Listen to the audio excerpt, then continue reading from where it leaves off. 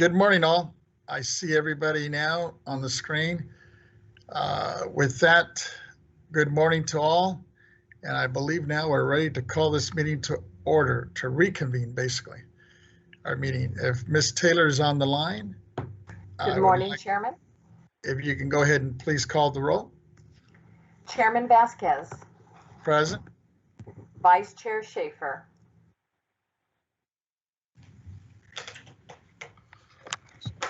Vice Chair Schaefer. Present. Member Gaines. Present. Member Cohen. Present. Deputy Controller Stowers. Present. So we do have a quorum. This meeting is now officially reconvened. And before we begin our order of business, just a friendly, once again, reminder, especially today, because I understand we have several other guests that are also sharing this one line with us. And I know we've, as the members, especially last Tuesday, everybody did a great job in making sure that we were recognized before speaking so our transcriptionists could properly identify who's speaking and record our minutes as accurate as possible. So for those of you that are guests today that I understand are on Teams with us this morning, please just appreciate your patience and to work with us with this technology that we're experiencing under COVID here. So with that, just another friendly reminder, when you're not speaking, if you would just please mute your mic, because otherwise, if we have 10 or 15 people on the line and everybody's shuffling papers, it can get pretty distractive and loud. So with that, let me just, before we begin our first order of business, Member Gaines, I think, wanted to make an announcement. I see his hand up, so let me turn the mic over to Mr. Member Gaines. Great, thank you so much, Chair Vasquez. I appreciate it. And we get very busy in life, and we've got to remember the importance of each additional year that we live and make the most of our lives. And so I just want to take this opportunity and recognize our chair, Tony Vasquez, who is, it's my understanding that he's going to celebrate a birthday tomorrow. And so just wanted to wish you a happy birthday, Tony, and hope you have a great time with your friends and family.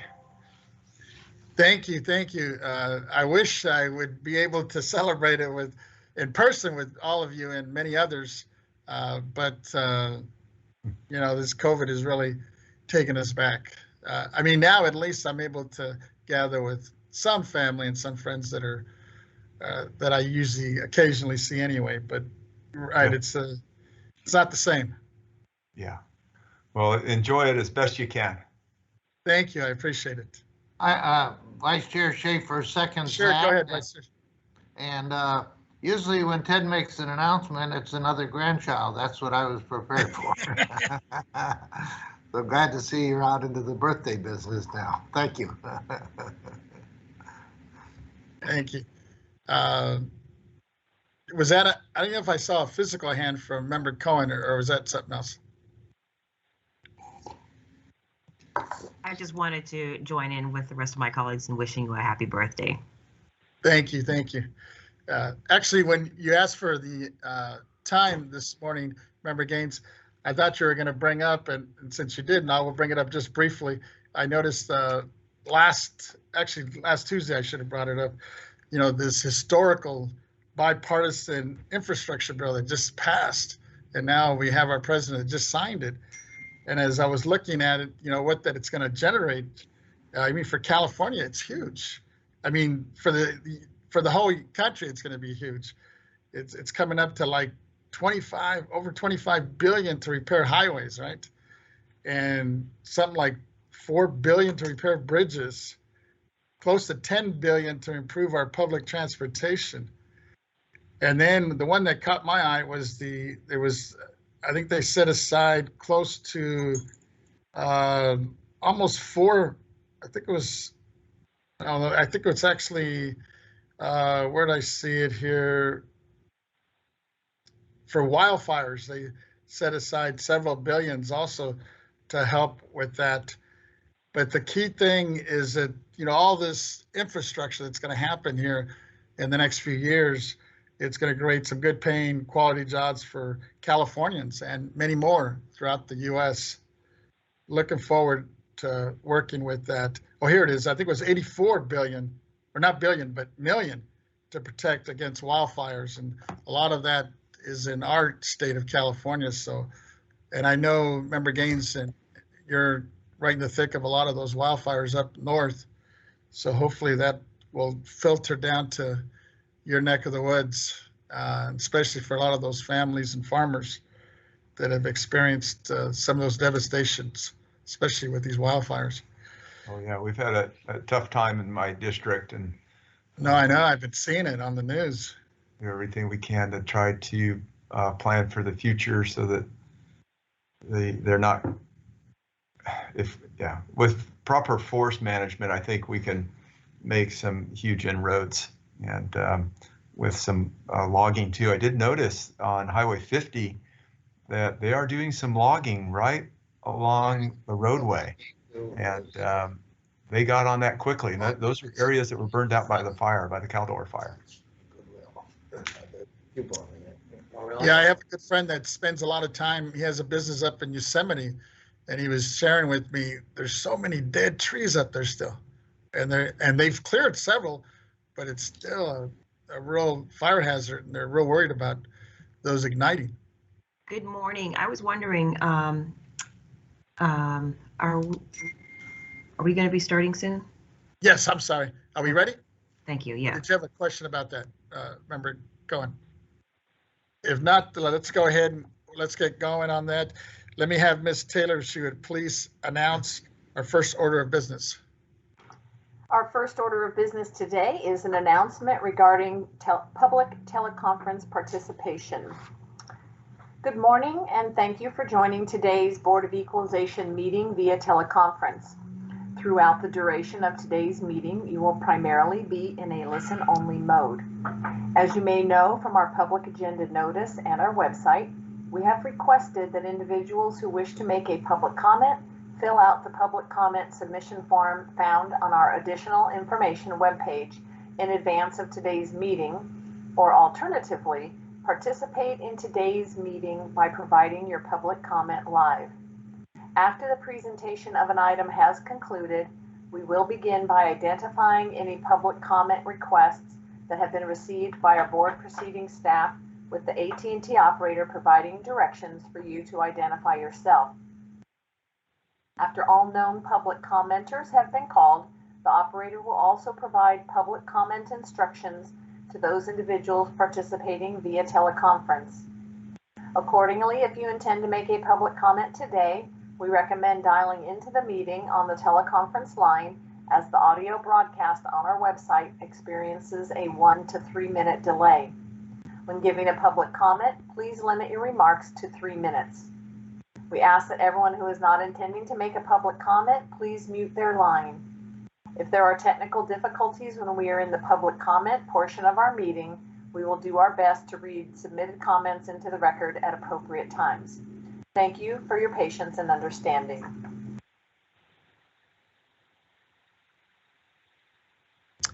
Thank you, Ms. Taylor. Members, are there any members that want to have any opening remarks before we begin our first item here? Seeing none, Ms. Taylor, if you would please call our first item of order of business. Our first item is J1, Administrative Consent Agenda, Approval of the Board Meeting Minutes. The revised minutes of October 19 through 20, 2021 were distributed yesterday for your consideration.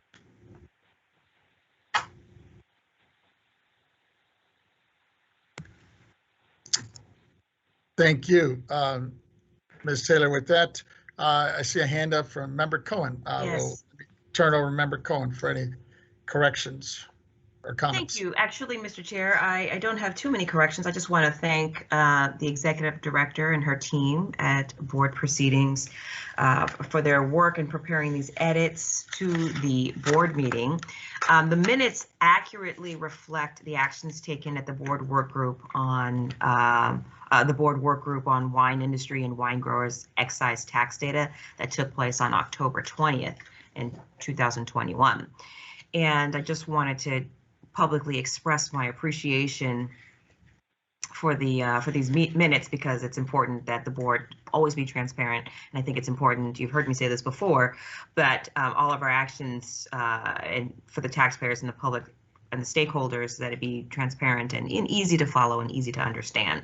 So I recommend that the board adopt these minutes, and I would like to make a motion for the board to adopt the amended minutes that they have before them today. Thank you. Thank you. That's Stowers. I second that motion. It's been moved and second. Any discussion, comments, corrections, revisions on the minutes that you have before you that have just been revised? We should I probably see a also hand take from- public comment too. Sure. I Yeah. see a hand from Vice Chair Schaefer first. Go ahead. But I think you're muted though. Right. Thank you. There we go. You know, from time to time, I raise concern about anonymous testimony being put into the record. I have a debate with some of the staff as to whether due process includes the right to do that or not. I say that it does, only with leave of the court. And you are the judge of the court as chair of the Board of Equalization. Is there any comment or observation within these revisions that speaks to anonymous testimony, or is it just as it was before? We tolerate it because we feel it's due process, with Vice Chair Schaefer dissenting.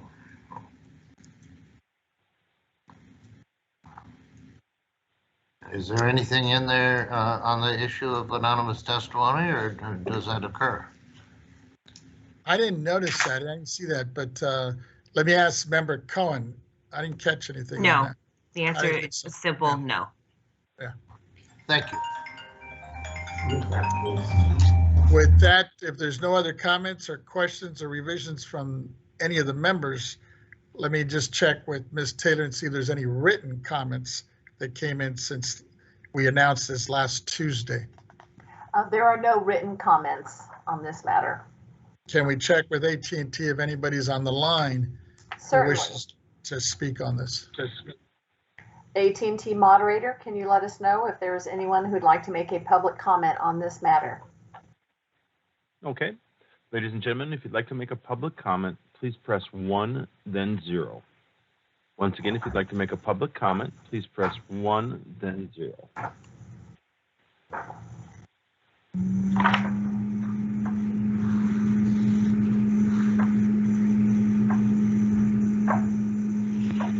We have no one queuing up for public comments. Thank you. With that, Ms. Taylor, if you'd please call the roll on the revised minutes. Yes. The motion on the floor is to adopt the amended minutes. Chairman Vasquez, Aye. Vice Chair Schaefer,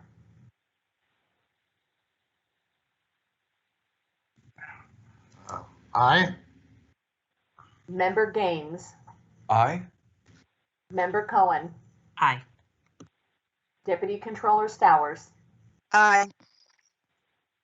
So that's unanimous of all those present. With that, if I can get Ms. Taylor to please call the next item.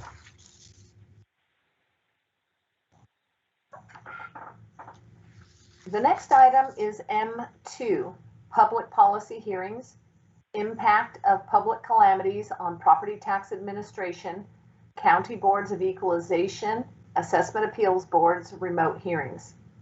A continuation of discussion and possible action regarding procedural and due process issues in remote hearings to ensure continuity of business in the pandemic and other calamities, protect the rights of all parties, provide guidance, and seek additional authorities or actions if required. Following the testimony of the listed speakers, other individuals and members of the public will be invited to participate. This matter will be presented by Chairman Vasquez and Member Cohen. Thank you. Members, this is our third hearing of the statewide continuity of AAB operations work group since September. All participants have generously shared their input and expertise on clarifications needed for the LTA number 2021/02. We agreed to schedule this meeting to work line by line on the wording of the 4 key issues as proposed by CADA and the CACEO. Our goal today is to reach a consensus we can forward to the Executive Director for Technical and Legal Review and replace and placement in an updated LTA. The memo that Member Cohen and I sent you yesterday sets out the exact language proposed by the participants as of October 18th on each of the 4 issues. The proposed CACEO language is shown in underline, and the proposed CADA language is shown in yellow highlight. There is possible agreement on language that is both underlined and highlighted, and possible disagreement on highlighted strike-through language in red. Member Cohen and I determined that a facilitator is needed for this line by line for sentence by sentence work, and she graciously offered the services of her deputy, Ms. Regina Evans. After the sub-item is introduced, Ms. Evans will read the current LTA and language and newly proposed LTA language into the record on the issue. She will then call on the lead taxpayer representatives from CADA, Mr. Kevin Moore and Mr. Bradley Marsh, and the lead CACEO representatives, Mr. Tom Parker and former County Counsel Marcy Berkman, in that order. Each lead speaker will have time to propose additional changes and engage in discussion that will hopefully lead to a consensus. Ms. Evans will also call on other work group participants for the clerks, assessors, and taxpayers and facilitate the discussion to ensure that all input is received. At the conclusion of the discussion, she will read into the record for the board and all parties the wording agreed upon. As to that issue, I will then ask Ms. Taylor to request public comment on that issue, and after public comment, I will ask members for a motion to approve and refer it to our executive director for her technical and legal review for placement in an updated LTA. If there is a disagreement that cannot be resolved on this issue, Ms. Evans will identify for the board the specific wording causing disagreement, and the board may either, one, refer the matter to an accelerated interested parties process or continue the work group hearing to a subsequent meeting. With that, let me turn to Member Cohen. Thank you for your leadership on this, and I would like to make, and if you would like to make any introductory opening remarks or comments or suggestions, and I know you will, so let me turn the mic over to Member Cohen.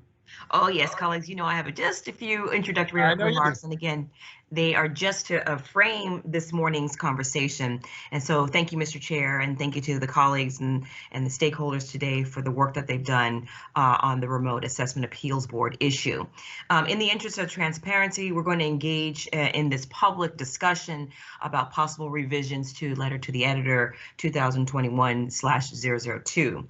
This LTA was issued as a result of a series of meetings and robust discussions that took place in 2020. And these meetings were held to address the impact of COVID-19 on the Assessment Appeals Board. A goal of these meetings was to ensure that health protections to taxpayers and the AAB staff providing guidance for remote hearings. Another goal was to ensure that due process rights for all parties were respected. We look forward to the discussion today to examine whether or not these revisions to the LTA should happen. Based upon the consensus reached during these discussions, we anticipate that consensus language can be submitted to the BOE staff for technical and legal review. My chief deputy, who many of you are very familiar with, Ms. Regina Evans, will serve as the moderator for the stakeholder discussions. And Mr. Chair, thank you. I turn the meeting back over to you. Thank you. If there's no other hands or comments, let me go ahead and have Ms. Taylor, if she would please call sub-item A. Our first sub-item is A, report on communications received regarding remote AAB hearings. The speaker for this item is Brenda Fleming, Executive Director, California State Board of Equalization. Good morning, members. We're looking forward to a wonderful day and hearing this very robust discussion on this important matter to address the AAB issue. And we're looking forward to getting really good content from this material so that we can reissue the updated LTA on this item. Members, on this part of my presentation, it's just a note if we've received any additional or new material. And for your reference and for the record, the only new item added here is the memo that was dated November 17th under the signature of our co-chairs for this matter, Mr. Vasquez and Ms. Cohen. And so that material has been attached to PAN for your reference. That material will be referenced during the course of this discussion. And if there's any questions, members, we're available. Otherwise, that's the only thing that is attached as new material for this item. That concludes my report. Thank you. Members, are there any comments or questions of our Executive Director? Hearing and seeing none. Do any of the work group members have any questions or comments for Ms. Fleming?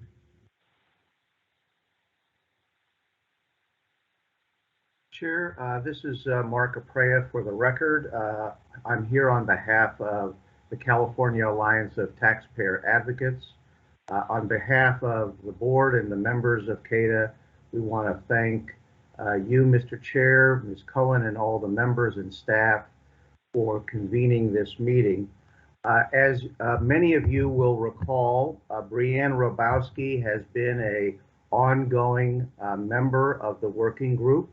I'm pleased to announce that Brianne Robowski recently gave birth to her daughter, Olivia Ryan Yu, and as a result, she is unable to be here with us today. Joining or on behalf of CADA this morning from the 10 a.m. to 1 p.m. time slot, Kevin Moore, who heads up Kevin Moore and Associates and is a experienced practitioner in tax controversy matters, including assessment and assessment appeals matters, and who, by the way, will be presenting at the CADA conference an item on Proposition 19, will be the lead representative for CADA this morning.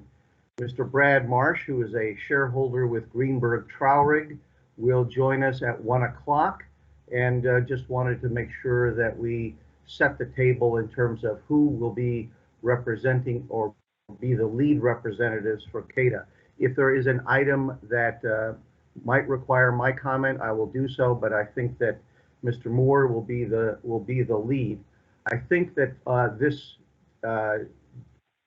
lineup illustrates that it took 3 men to replace 1 woman in representing CADA here today, and I hope that we're able to do an adequate job in representing the members and presenting our views on this matter before you today.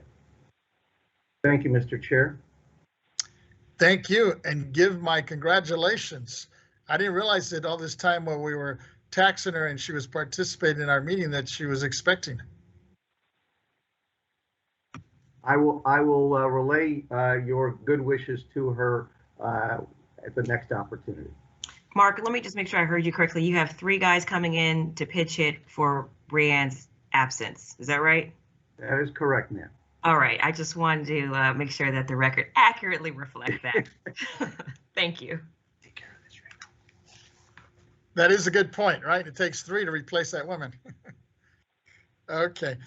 With that, let me just turn to Ms. Taylor and see if there's any written comments on this item before we move forward. Chairman Vasquez, I see a hand from Mr. McKibben. Oh, okay. I can't see that, but go ahead. That's Mr. McKibben's. Thank you, Mr. Chairman. John McKibben on behalf of the California Association of Clerks and Election Officials. I too want to thank you all for convening this meeting. Hopefully, whatever comes out of it will work for all the parties. Just wanted to name the folks that will be representing or available to speak on certain points within the proposed LTA language. Include, as you noted earlier, Tom Parker, who's Deputy County Counsel for Los Angeles County and works in our CACEO Assessment Appeal Work Group. Ann Moore from, it was the Chief Deputy for Clerk of the Board in San Diego County. Alina Kasparian, the Assistant Chief of the Assessment Appeals Division in Los Angeles County, and myself. Although we have not prepared, we haven't prepared remarks to make today, we were hoping to be able to speak to the various points in the language that was distributed yesterday, where we have disagreements. And hopefully we'll be able to resolve some of these things today. That's really all I had to say at this point, but thank you again for doing this today. Thank you, and thank you for your time and participation with this. With that, let me just check with Ms. Taylor and see if there's anybody on the line who wishes to speak on this. We have a written comment. Oh, yes, go ahead. So we received this written comment just this morning from the Council on State Taxation. Dear Chairman Vasquez, thank you for the opportunity to provide comments on the Board of Equalization's consideration of procedural and due process issues in Assessment Appeals Board's remote hearings. On behalf of the Council on State Taxation, COST, I urge you to 1, preserve taxpayer due process rights by ensuring taxpayers have an option for in-person hearings as a fundamental right, and 2, reject arbitrary document submission dates and align document submission rules with in-person hearing practices. About COST.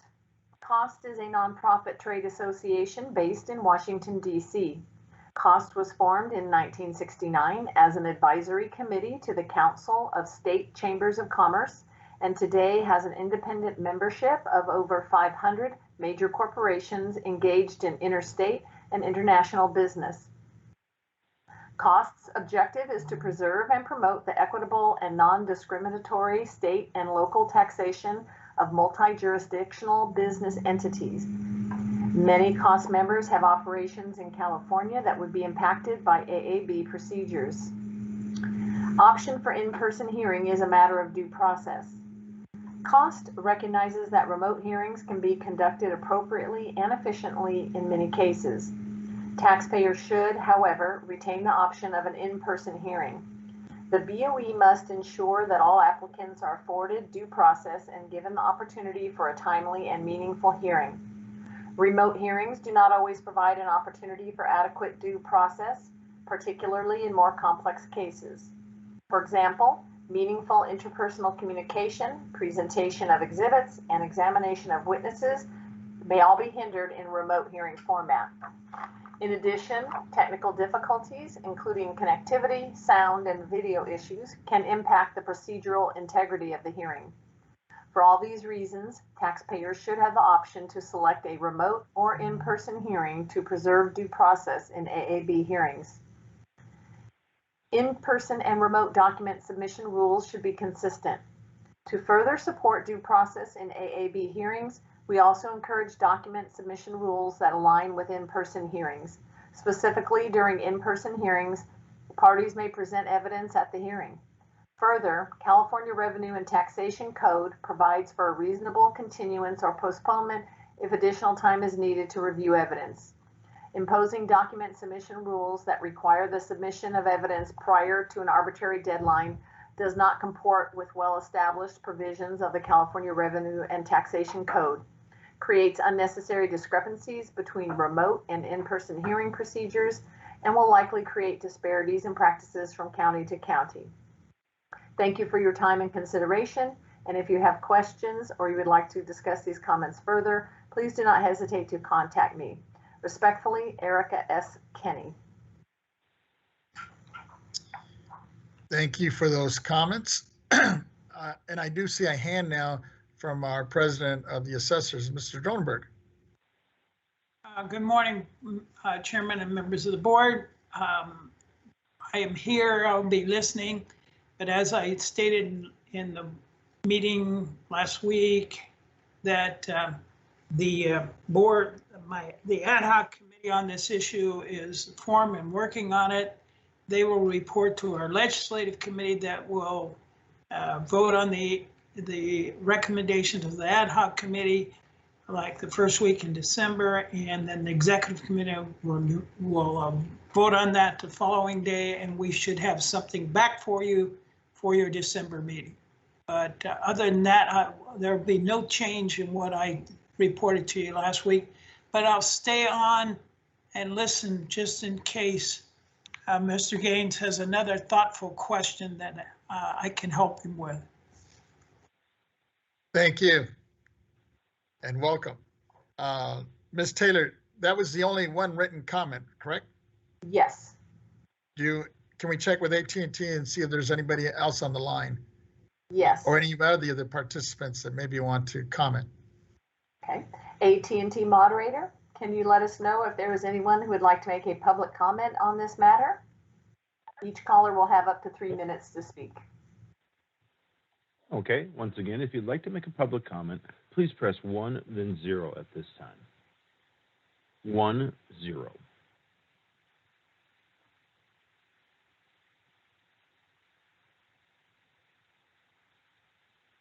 And we have no one in queue for public comment. Thank you.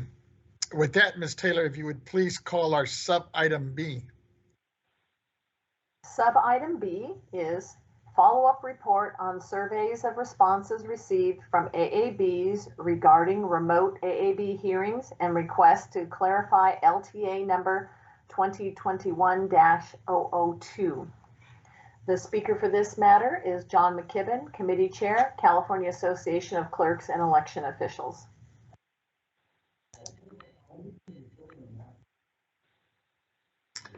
Thank you, Mr. Chairman, Ms. Cohen, and members. As I indicated earlier, I don't have any prepared remarks. We pretty well covered the territory with respect to the survey. The one thing I do want to go on record and stating, again, our aims here are to ensure that there is adequate guidance with regard to remote appeal hearings, because there are a number of counties that will continue to hold remote hearings even after everyone has gone back to also doing in-person hearings. There will be a few counties that will continue using remotes, some extensively. The points that have underlying our remarks that we have made both in writing and in your board's meetings, there's several things.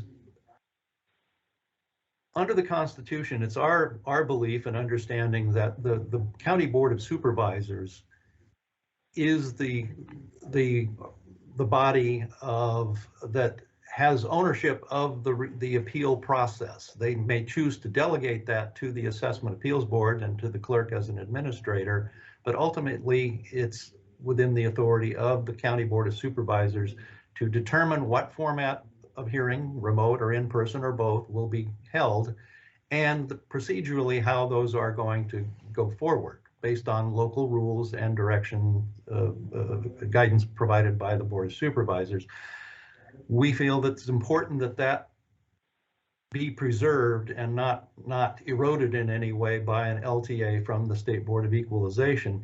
Secondly, our experience with remote hearings has shown that under the existing LTA, there's resulted in a notable increase in the number of appeals that get postponed. Under the LTA, existing LTA, it's a matter of right for a party to demand and receive a postponement. What that's doing is it's aggravating the problem that we already have and have had ever since I've gotten involved with assessment appeals. That's been 38 years of vacated hearing dates that are vacated at a time where we can't backfill them with other appeals to be heard. So what this is doing, the practice that's developed based on the existing LTA, is that it's kicking the can down the road as far as appeals. We can't get them heard. We can't get them disposed of. People are not getting the decisions on their appeals timely, in our view. And it's increasing the backlog more and more and more. And ultimately, that's going to cause some severe problems downstream for everyone.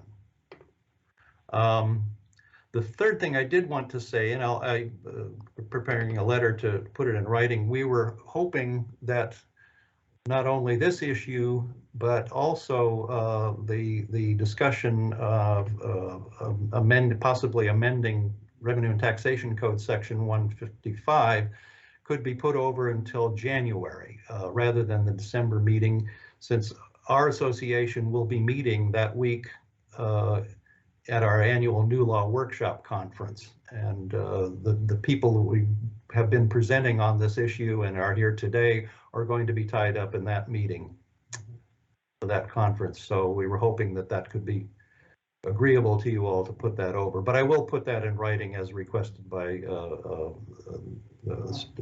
Brenda Fleming and her staff.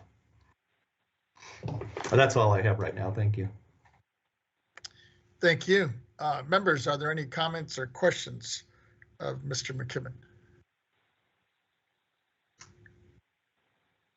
Seeing and hearing none, do we have any of the members of any of the work group members who may have some comments or questions of Mr. McKibben? And Ms. Taylor, I'm going to ask for your assistance here because I can't see everybody on the screen here. At this time, no one has a raised hand. Okay. And we don't have any, do we have any written comments on this? We do not have any written comments. Can we just check with AT&T in case there's somebody on the line? Certainly. AT&T moderator, can you let us know if there is anyone who would like to make a public comment on this matter? Each caller will have up to 3 minutes to speak. And if you'd like to make a public comment, please press 1, then 0 at this time. 1, 0.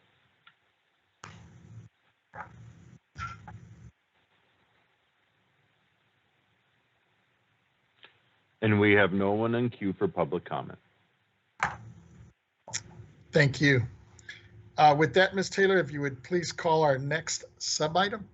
The next item, sub-item C, follow-up evaluation of remote AAB hearings, taxpayer representative perspectives, and clarification of LTA number 2021-002, which will be immediately followed by and combined with sub-item D, follow-up evaluation of remote AAB hearings, county perspectives, and clarification of LTA number 2021-002.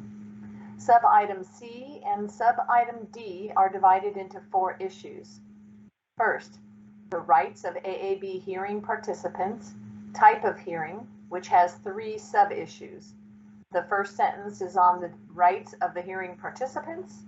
The second sentence is on the due process. The third sentence is on postponement requests. time waivers and justification. The second issue, document submission. The third issue, scheduling efficiencies and notices. The fourth issue, information requests.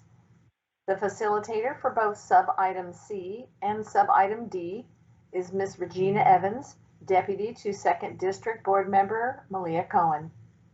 Ms. Evans will first call on the speakers for CADA, who are Mr. Kevin J. Moore, Principal Shareholder, Kevin J. Moore and Associates, PLC Law, Mark Aprea, Principal, Aprea and McKelly Incorporated.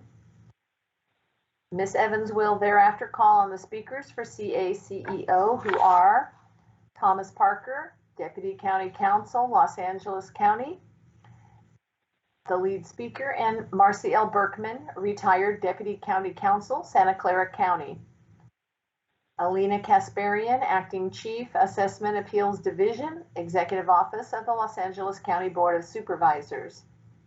Ann Moore, Chief Deputy Clerk, San Diego County Board of Supervisors.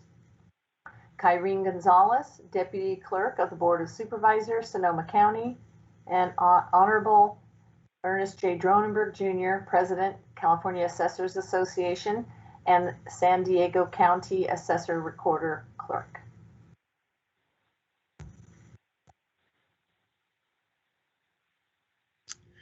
Thank you. Ms. Evans, are you on the line and available to begin? Yes, Chair Vasquez. Great. Before we get started, though, let me just make one quick correction. It's my understanding, Mr. Dronenberg, when he spoke just a few minutes ago, he was referring to the property tax deadline item and not the item we were just discussing. I guess just for the record, if we could just note that. And with that, Ms. Evans, I will, first of all, let me turn it over to Ms. Evans so we can begin the facilitation of the work group discussion.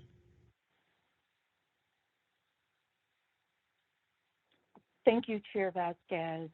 With your direction, I would like to proceed with an examination of proposed edits to the letter to assessors 2021-002. I will read the edits proposed by the parties based upon the document that has been circulated and posted to the public agenda notice. I will then invite comments from the stakeholders. Our goal is to seek consensus to the extent possible. I will then read consensus language. I appreciate your patience and the patience of our stakeholders in this process. I look forward to providing assistance to these stakeholder discussions. With your permission, Chair Vasquez, may I proceed? Yes, you may, and thank you for that explanation. Thank you. Issue 1 before us is rights of hearing participants, type of hearing. Sentence 1, in the conduct of remote hearings, it is of paramount importance that is required by Property Tax Rule 302, Subdivision A1, the Appeal Board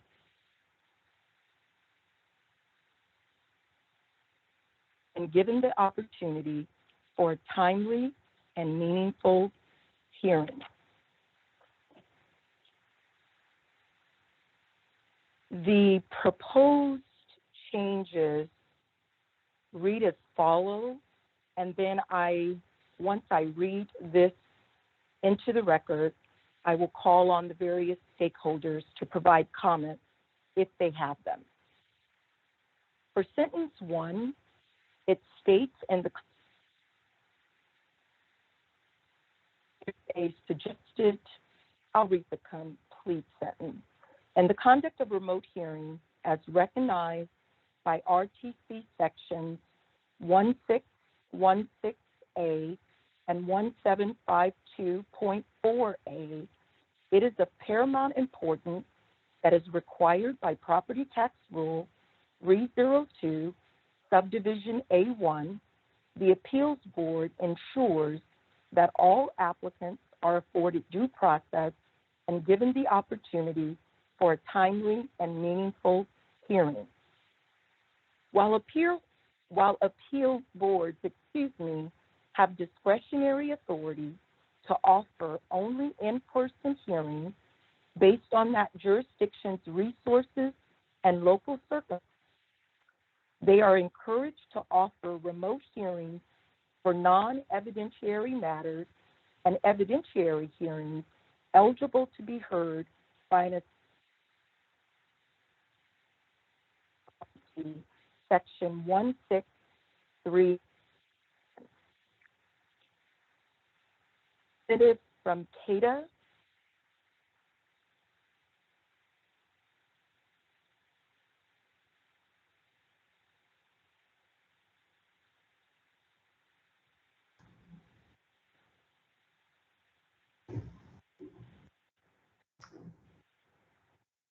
This is Kevin Moore.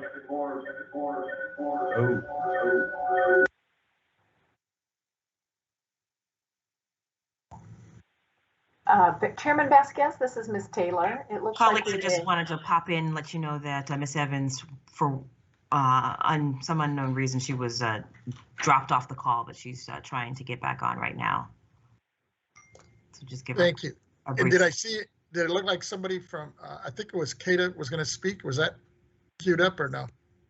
I see Martin Prea. Yes, Kevin Moore will take this item up whenever it is you're ready. Mr. Chair? Do we have I'm Ms. just going to Evans let back you on the know line that or not I yet? am going to share my screen with Ms. Evans, so she's going to hop on my laptop right now. Okay. Go ahead. It's off.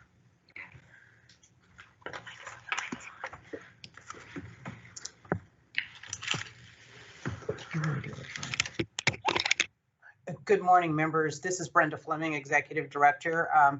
Chairman, if I could ask just for just a quick break, I think I can assist Member Cohen and Ms. Evans to get Ms. Evans set up in an environment. That way, Member Cohen can still be on screen and participating in the discussion, if that works for the board. Great. Thank you very much. All right, Ms. Cohen, I'll be calling you in just a bit. Okay. Sure, Just not a take problem. About a 3-minute quick break. If you guys can just All mute right, your we'll mics. pause we'll give you 4 minutes here. Okay, thank you. We can make sure her network is stabilized. Thank you. Hold on.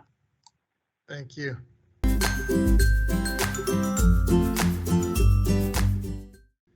Is Ms. Evans ready to go? Yes, Chair Vasquez. Go ahead. Welcome back. Thank you. The first issue was rights of hearing participants, type of hearing, current LTA language.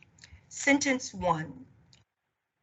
In the conduct of remote hearings, it is of paramount importance that is required by Property Tax Rule 302, Subdivision A1, the Appeals Board ensures that all applicants are afforded due process and given the opportunity for a timely and meaningful hearing.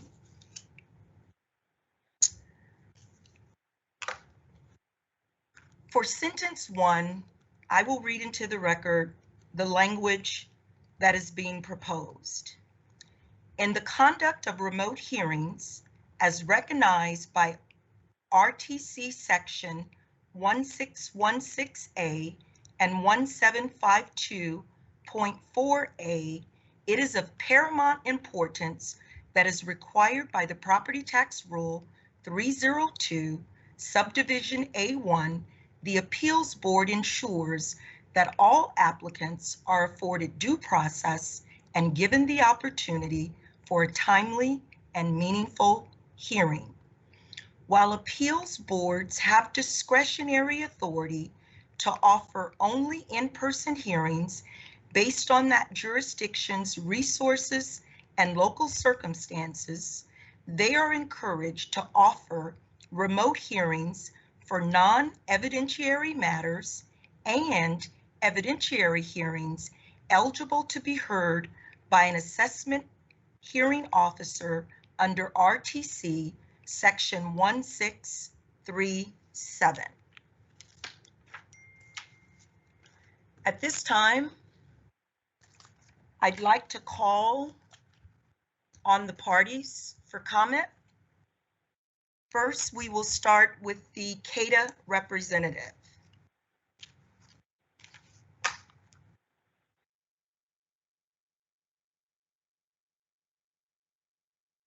Kevin, you're on mute.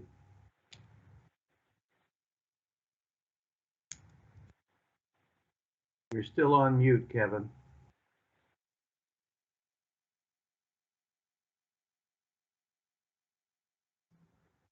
Can you hear me now? Yeah. We're getting a little bit of an echo, so I'm wondering if you're using No. both your audio.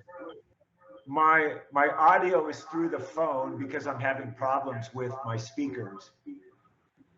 So I just turned on my audio on the computer, and that's why we're getting the echo. So, because I'm also on the phone. Mr. Moore, this is Brenda Fleming, the Executive Director. Sir, if I can have you, it's fine for you to keep your telephone audio on, but what I will need you to do is go to your laptop, make sure that your volume on your speakers, your laptop speakers, and your microphone on your laptop are both turned off.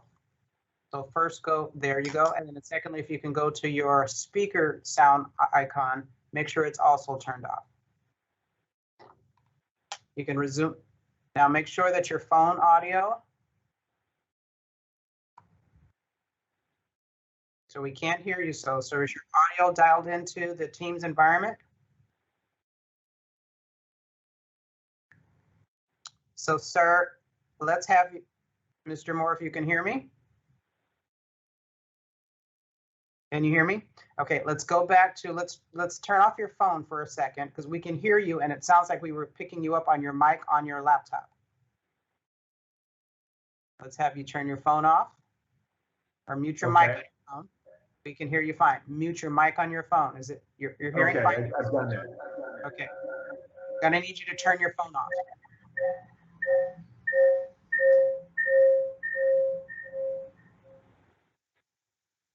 Does that work? Right, now we're picking you up on your laptop mics. So let's stay in that environment. Okay, but it's difficult for me to hear you because my audio, I need to hear you from my phone. Okay, if you do that, sir, unfortunately, we're gonna have some reverberation because you're picking up two systems concurrently. Would you like to have somebody else, Chairman Vasquez and members, would you like to have another speaker start to present and then we can come back to Mr. Moore, we can assist him? Well, I would prefer, I mean, I'll just have to turn my phone down and that would stop the reverberation as you've indicated. Okay, so whatever you're doing, yeah, whatever you're doing now seems to be working. So let's just give that. Let's go with that right now. Let's give that a try. Okay. Thank you, Mr. Moore. Well, thank you for allowing this opportunity to be heard on this very important issue. I don't pretend to be able to replace Breon Grabowski, and I don't think the other two gentlemen who are going to be presenting are going to be able to replace her as well. I've read her materials and wholeheartedly concur with them. Can I be heard okay? Am I okay? Yes, you're good. Yeah. Okay, good. A couple points I want to bring out as a practitioner before various assessment appeals board, primarily here in Los Angeles, but really throughout the state I've appeared, with the issue of remote hearings. It's a very difficult situation with remote hearings with respect to AAB hearings because of the nature of what's being presented. In these matters, it is oftentimes, almost exclusively, the burden of proof on the taxpayer, and that burden of proof requires the taxpayer to submit volumes of documents, often technical in nature, It often requires technical experts to be presenting issues on valuations and presenting calculations. And it's very difficult to cross-examine. It's very difficult to come across and to fully understand what testimony is being offered. This is really important because many of these cases are appealed and they go to the Superior Court. And not always, but probably in a vast majority of the cases, on appeal before a Superior Court, we're relying on the evidence that was presented at the hearing before the Assessment Appeals Board. If that record is not fully established, there's no second opportunity to present that evidence before a judge. He's going to rely on the record that was established at the Assessment Appeals Board. So that record in complex cases or cases that require significant evidentiary testimony and documents is of utmost importance. So for that reason, I appreciate the opportunity and the seriousness with which this board is taking the issue of remote hearings and allowing this opportunity to present CADA's views as well as some of my own personal views. With respect to what Ms. Evans had read, I think that language is fine, as long as it's, we have to read further down with respect to the second sentence and the third sentence. But in and of itself, that language does not present any problems with CADA. Mr. Moore, thank you. I want to say for all the subsequent presenters, just for efficiency and sake of time, we are going through each sentence. We would like, to the extent possible, if you're in agreement, if you would just state for the record that you are in agreement. If you are not, you could express your concerns. The board certainly values your input and your feedback, but we have several lines that we need to get through today, and we want to make sure that we certainly allow you to provide feedback, but we want to use this time as efficiently as possible. So thank you. The next representatives, do we have any other CADA representatives, or is Mr. Moore the only speaker?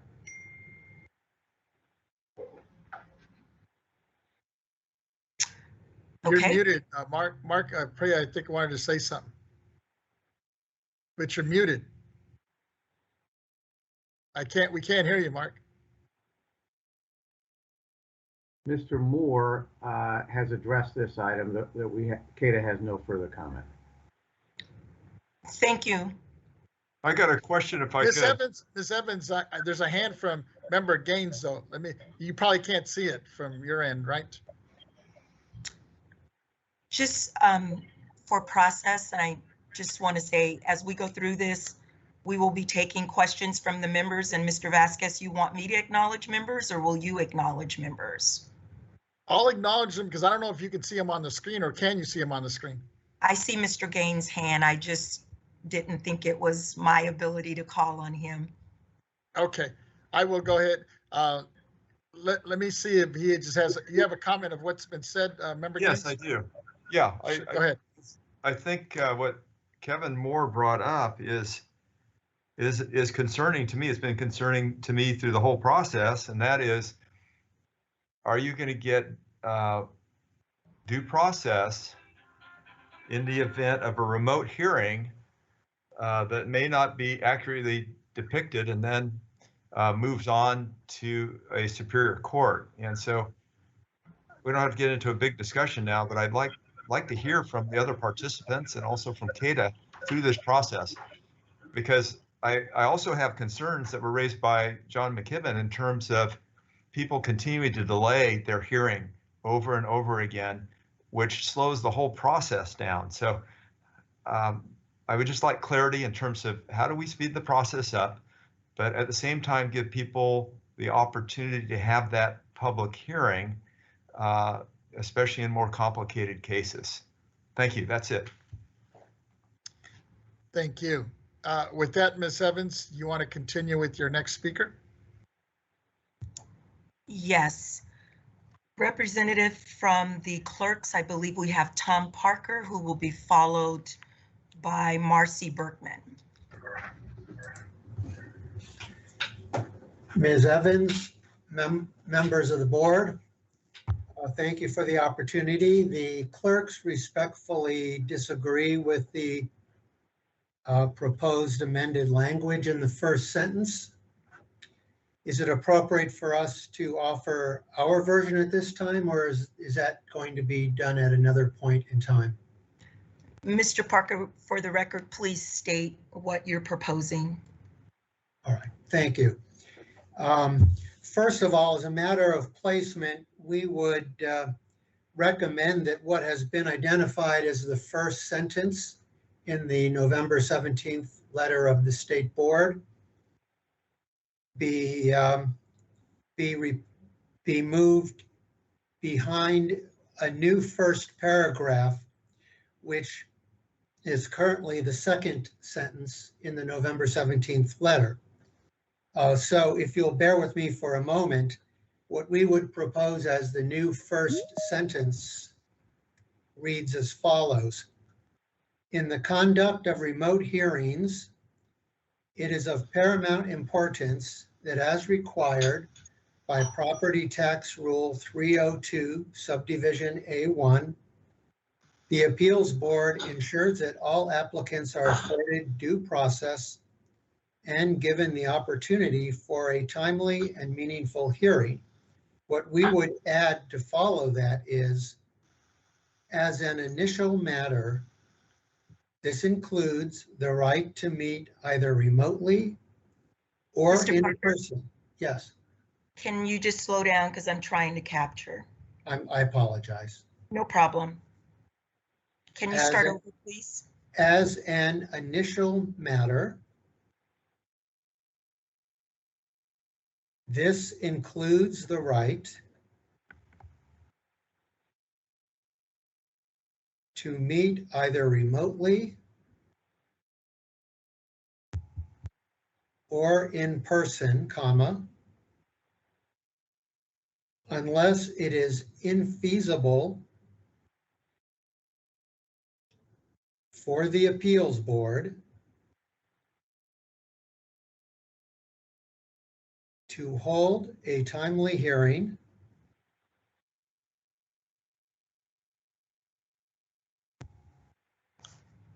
under the particular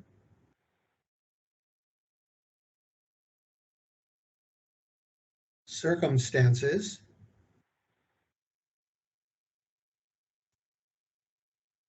using the taxpayer's preferred type of hearing. We would also... One moment, Mr. Parker. I'm sorry.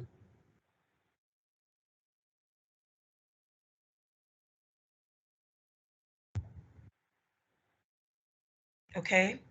We would also propose striking as recognized by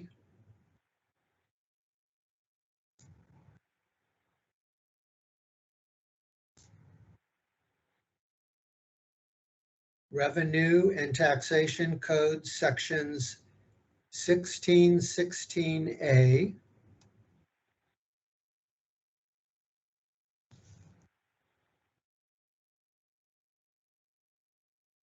and 1752.4A.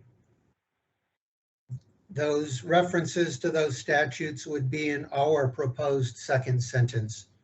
The reason for our proposed language is that, as we have testified before to the State Board, the Assessment Appeals Board is the trial court for property tax hearings. Revenue and Taxation Code 1616 makes it clear that remote hearings are the equivalent of in-person hearings.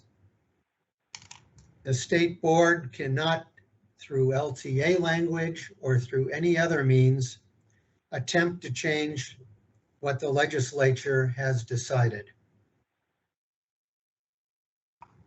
There is going to be, as Mr. McKibben alluded to, a great deal of waste of government money if we are backlogged because taxpayers are seeking to have only a certain kind of hearing. The proposed remedy of a time extension, a time waiver, does not solve the problem, especially in jurisdictions with very large backlogs of appeals, as well as a large number of annual appeals. Due process is very important, as Mr. Gaines has noted, as all board members have noted. Due process applies to hearings, whether they are remote or they are in person. And that is implicit in 1616.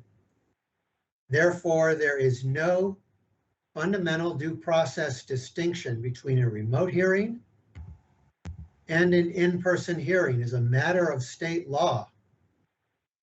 That has to be respected by whatever language the state board is going to put into the LTA. I would note as well that at the last board meeting, the state board's own legal staff agreed with what I have just said about section 1616 in due process regarding remote and in-person hearings. So I would also offer the comment that whatever the state board does with this language, it really should be consistent with its own legal counsel's advice on property tax. Thank you, Mr. Parker. Ms. Berkman. Thank you. Retired Deputy County Counsel Marcy Berkman. I apologize for not having the camera on. My internet connection here isn't strong enough to hold the call very well if I do that. My overarching approach to the LTA is coming as someone who worked with the appeals boards for many years is that the more succinct and to the point we can keep them, the better. I think a lot of the language around due process is unnecessary because while due process itself is necessary, 1616A of the Revenue and Taxation Codes already tells us we can have remote hearings. And I think it's most useful to the appeals boards and the clerks to focus specifically on how we go about that.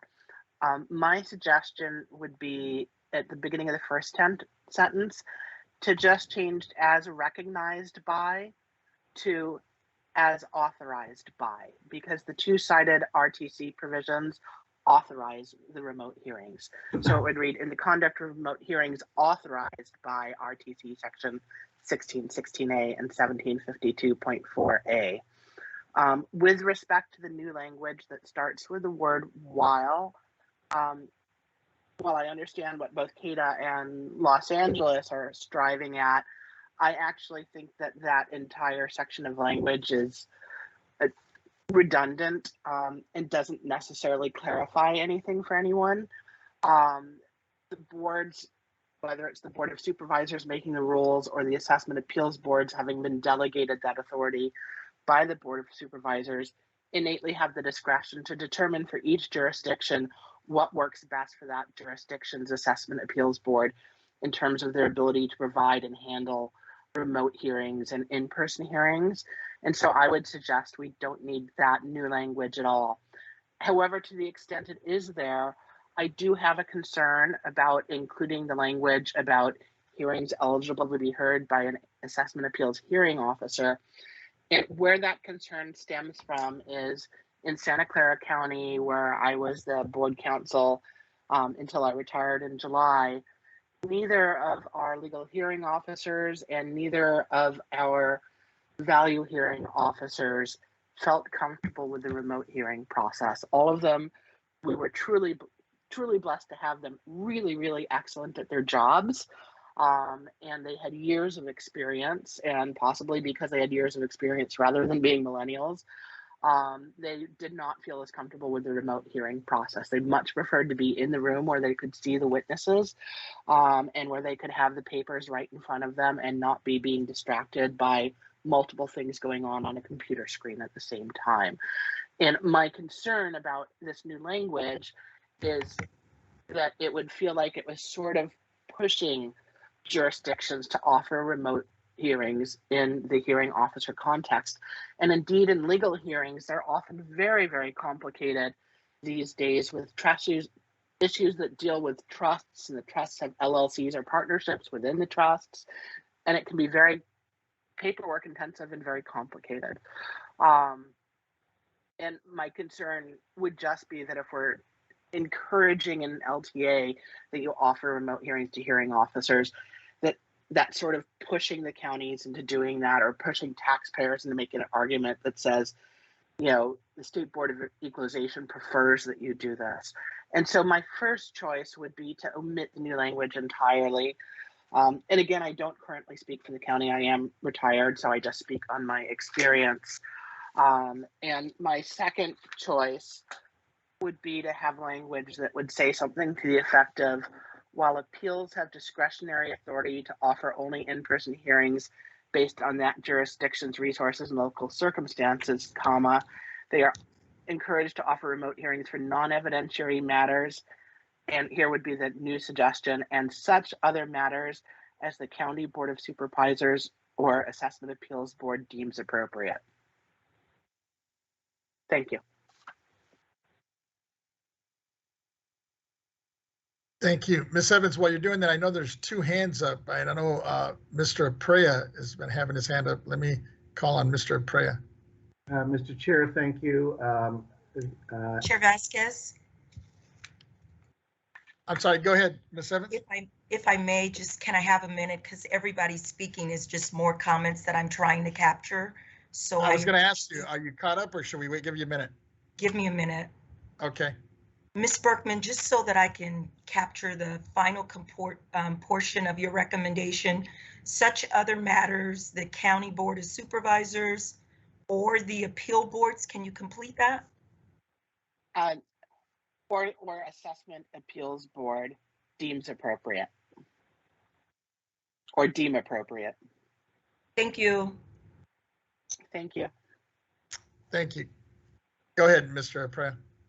Mr. Chair, members of the board and staff, I would like to request, since it appeared Mr. Parker was reading from some language that they had prepared, it would be much easier for us to understand what it is he's proposing if he could submit that language through the chat, or otherwise submit it and then have staff not only have it, but present it to others on this call. And I think that that would make it a lot easier for us to respond on this call, as well as to with any follow-up to this meeting. Thank you. And I see a hand from Mr. Moore. Is that still a good one? Yes. Yes, it is. Mr. Chair. Still working Yes. with I'm clear. Just 1 minute though, Mr. Moore. Ms. Evans, go ahead. Before we hear from Mr. Moore, I'm just wondering if Ms. Fleming can speak to how we're going to accept language through this discussion process. I was under the impression that all language had been previously submitted. And so as new language is being offered, is the goal to allow folks to submit that language, and in what process? Thank you, members. This is Brenda Fleming, Executive Director, and I'm going to just open my team's access to me also to confirm this.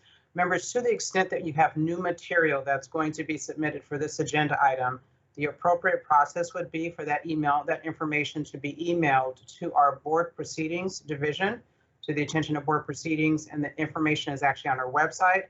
You can also send it to Kathy Taylor, who's the Board Proceedings Chief, and CC me.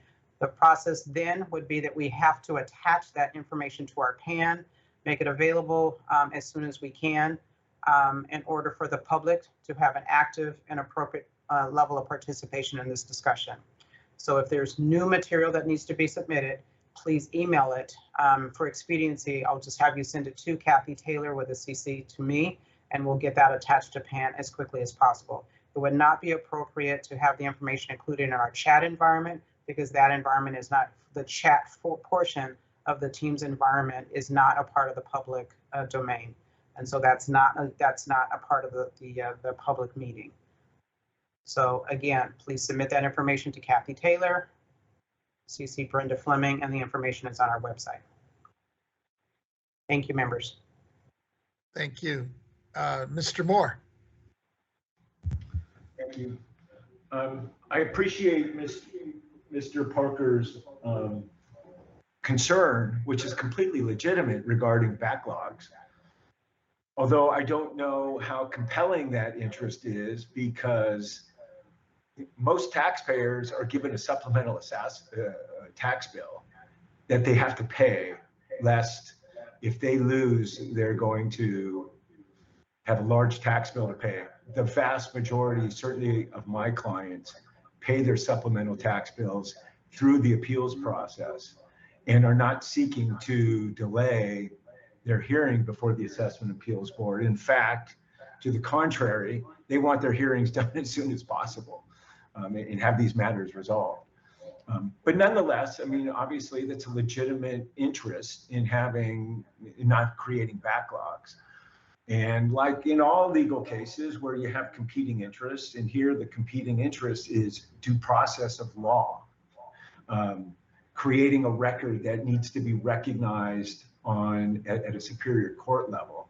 That too is a legitimate interest, I would argue, and it might even be more of an interest, or certainly a compelling interest in creating a backlog. But the two interests have to be balanced.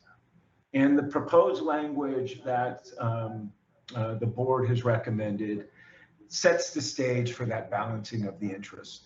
So no one is suggesting, and I don't believe CADA is by any means, that there just be a blanket rule that a taxpayer can say, I want an in-person hearing as opposed to a remote hearing.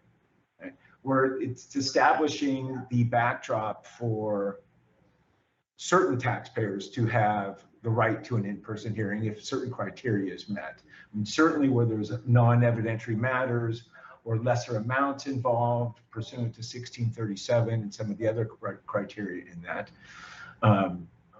I think would be sufficient to have a remote hearing. But many of these complex cases need to have in-person hearings, and the taxpayers need to have the right to do that.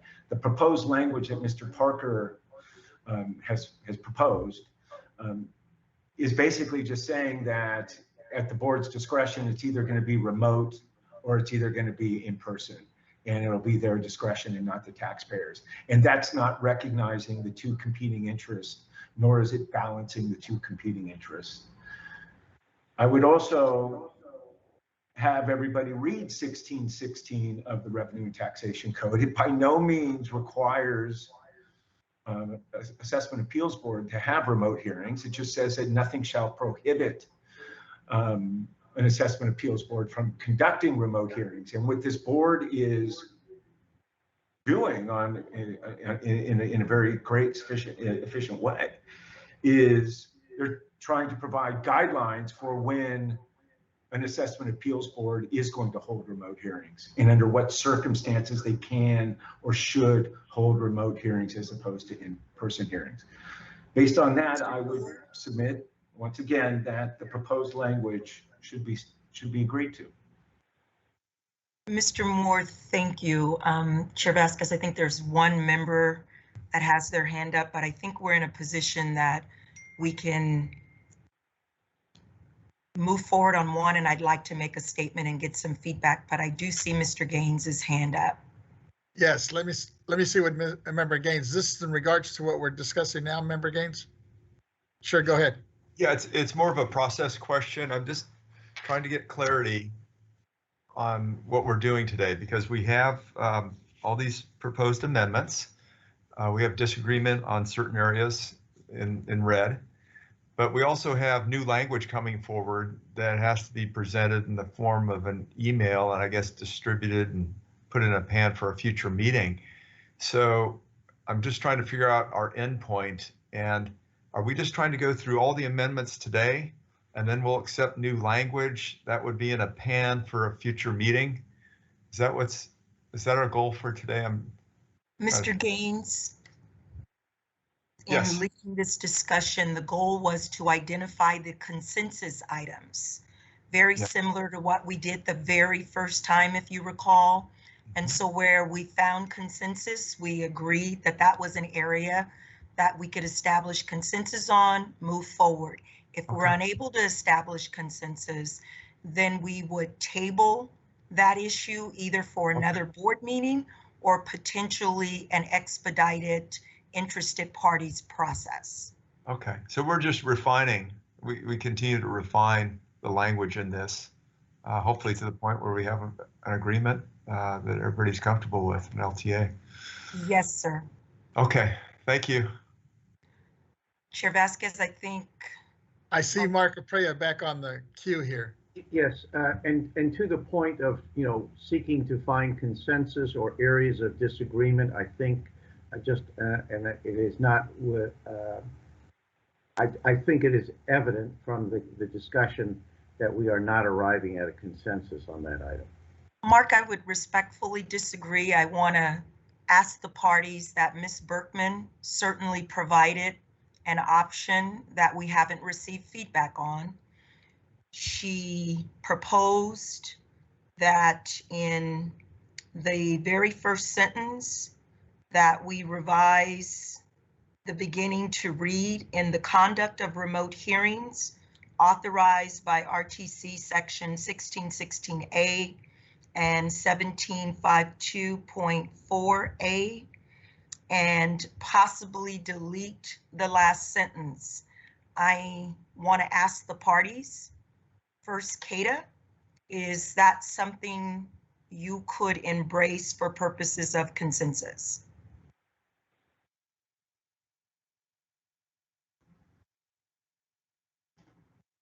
So that would be, I have no problem with the use of the word authorized as opposed to as recognized.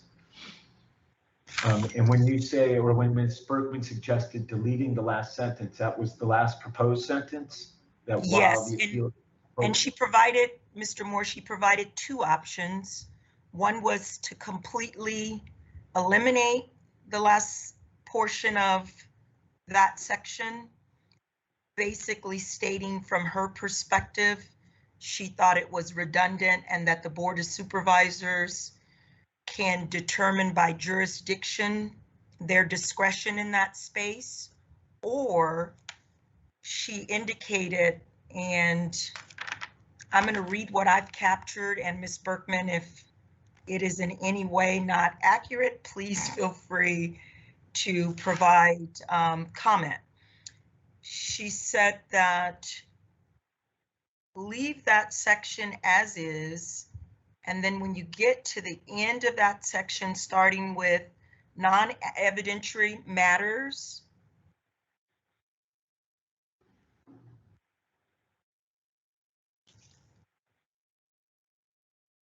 as in the initial matter, this includes the right to meet either remotely or in person unless it is in the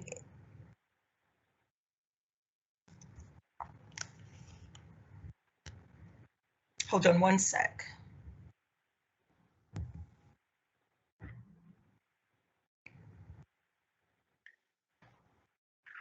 If you would like me to repeat my suggestion for there, it would be for non-evidentiary matters and such other matters as the County Board of Supervisors or Assessment Appeal Board deems appropriate.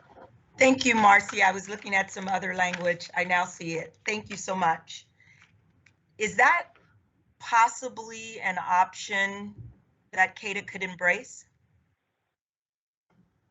Respectfully, I don't think so. Okay. The reason being is that it gives the board, it gives an assessment appeals board the total discretion to determine whether they're going to have an in-person hearing. And that's what we're trying to get away from. We're trying to set some standards. We're trying to balance these competing interests and offer the taxpayer the ability, when appropriate, to have an in-person hearing. Appreciate it, Mr. Moore. Tom Parker, any comments?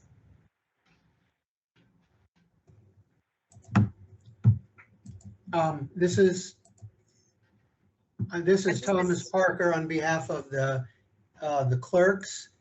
I believe tentatively that the clerks could go along with the language proposed by Ms. Berkman from its view. However, we do know what Mr. Moore has just indicated regarding CADA's position on that language. So based on CADA's comments, we will state that we have no consensus on this section. I guess I will ask the parties, is it worth agreeing that we at least have consensus on the first sentence as proposed by Ms. Berkman of that section? Could you repeat the language of the first that you're referring to, please? The beginning would read, in the conduct of remote hearings authorized by RTC section 1616A and 1752.4A is the only change. Sounds like Mr. Parker said that would be appropriate. I'm just curious if CADA's in agreement. May I ask a question as to the interest, or what was the to repeat? I know you've stated it, but why the word recognized is versus authorized? Why the preference is authorized? Ms. Berkman. Those two code sections are authorizing sections, and they deal with the ability to conduct remote hearings, whereas before they were enacted, there was no statutory recognition of that. And that is the gist of those sections, rather than those sections being about the paramount importance of how they're conducted. So it's just, since we're inserting in a positive clause about those code sections, it's saying, in the context of remote hearings, and the positive clause essentially says, which are authorized by these code sections, and then we go on to continue the rest of it. I'm an appellate attorney and literature major, and so I try to be precise. Thank you. I would just respond that again to echo that which Kevin relayed earlier, that this is not a authorization, but rather it is stating that there's nothing shall be construed to prohibit a county board from conducting hearings remotely. So as opposed to, section 1616A says that this chapter is authorizing a county board to conduct remote hearings. Thank you, Mr. Aprea. Mr. Parker, I see your hand up. Yes, I would just say in response to that point raised by both Mr. Moore and Mr. Aprea, that really the net and practical effect of this proposed language that CADA would seek to have included would have the net effect of prohibiting assessment appeals boards from any possibility of remote hearings, except for under the circumstances stated in this LTA. So that's a kind of a backdoor way of changing 1616 by saying you really can only do remote hearings in these stated circumstances, but not in the others. And so they really are adding gloss to legislature, which is not appropriate. Thank you. Thank you, Mr. Parker. Chair Vasquez, I see. I think still has his hand up too, Mr. McKibben. Yeah, I'm just wondering, and I want to ask Chair, we clearly have no consensus in this area. I was just going to ask you, do we want to move on? I would recommend that, but I will defer to you. There are hands up, but I think we've heard from the parties. I see Mr. McKibben. I think that's a correct assessment, and I was seeing heads nodding as well. So do you want to just move on to the next piece? Yes, Mr. Chairman, I agree. We probably need to move on. I don't think there is an agreement here. I did want to reinforce the comments about the reference to Section 1637. It relegates remote hearings to handling only non-evidentiary matters and matters of that are just residential property and commercial properties of very little value. The dollar threshold in that section, I think you'd be hard pressed to find a commercial property that's valued at under $500,000. Thank you. Ms. Evans, when I was thinking, we just got some new information also submitted. Why don't we just kind of move on, table that, give people an opportunity to take a look at that, and we could revisit it later. I think, Ms. Fleming, were you stating we were going to review that language for discussion today? So it's the board's pleasure. So if there's material that is to be submitted today, it can be submitted to the process that I requested. We would have to read that as for consideration today. We'd have to read it into the record. So similar process to the public comment. We would make a reading of that material. We could also distribute it electronically for others, but we would have to read it into the record. It would be up to the board if you feel like that's satisfactory time to consider the matters and the material, or if you want to table those items to give more time and consideration of it, it could be deferred or tabled until the next meeting, to the December meeting. Chair, maybe as we go. That's what I was kind of thinking, Ms. Evans, because I know you have several pieces there, and I'm looking at some heads nodding here that might be the most appropriate to give people a little bit of time to take a look at it. Thank you. Okay, well, let's go to the second sentence. And maybe I'll state to the parties for clarification, because of the non-consensus on sentence 1, does it make sense to even entertain sentence 2 and sentence 3? Because they're directly correlated. First, Kata.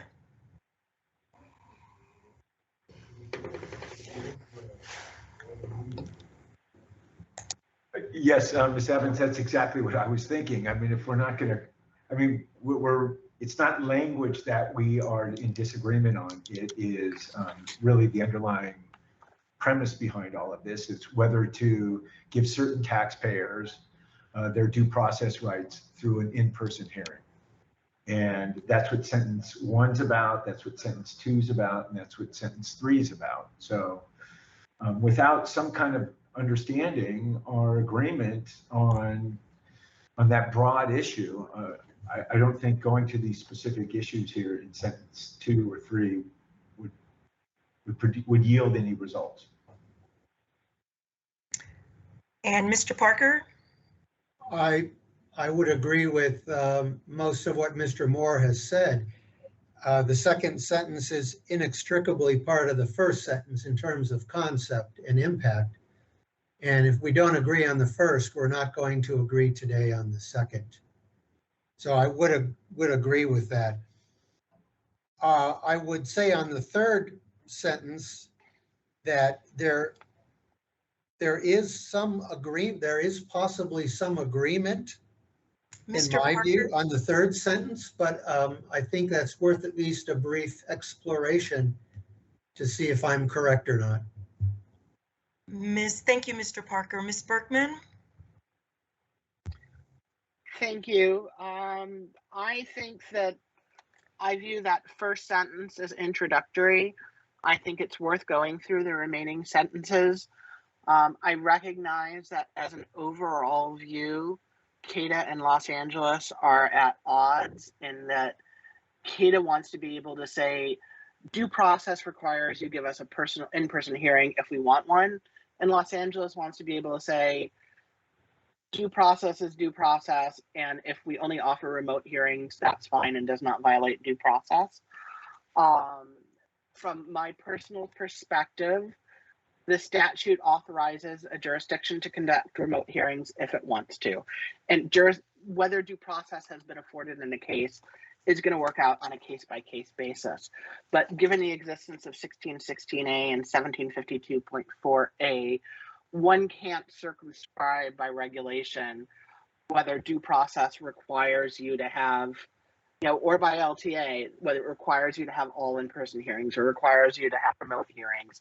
I don't think it's appropriate for a taxpayer to require a jurisdiction to provide an in-person hearing if they don't for that type of hearings, or to require a remote hearing if the jurisdiction doesn't for that hearings. Just like in the superior courts and the appellate courts, it is the court, here the AAB, to make that decision. I don't think any amount of time and any amount of meeting and going over details is going to bring Los Angeles and CADA to consensus on that issue. And I think that the best thing to do is to revise the LTA and a general approach and deal with specific issues. For example, a sentence or two farther on, we go into the rules regarding postponements and documents and things like that. And I think that the LTA can be revised in that respect, and I think revisions can be made to sentence 2 and 3. And I don't think any amount of time is going to bring LA and CADA to agreement on the main dispute between them of whether the CADA gets to demand an in-person hearing or Los Angeles can say we're only holding remote hearings. Thank you, Ms. Berkman. I think Mr. McKibben wanted to weigh in here. Mr. McKibben? But you're muted though. Sorry about that.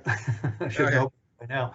I agree with a lot of what Ms. Berkman has to say, but one thing I don't want to have remain is the misconception that this is a disagreement between CADA and Los Angeles County. It's a disagreement between the Clerks Association. Yes, certainly Los Angeles County has some strong feelings in that regard, but we're trying to come to you with as close as we can come to a consensus of the clerks who are in active involvement in this process. So it's all, the issues that we're discussing is a concern to San Diego County, to Los Angeles County, to Sonoma County and other counties that have weighed in on this.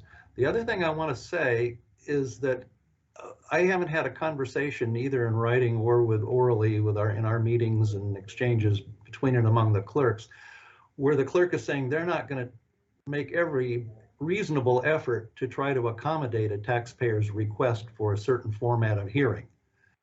That's something we're all going to do. Even the evil Los Angeles County is going to do that to the extent that we can.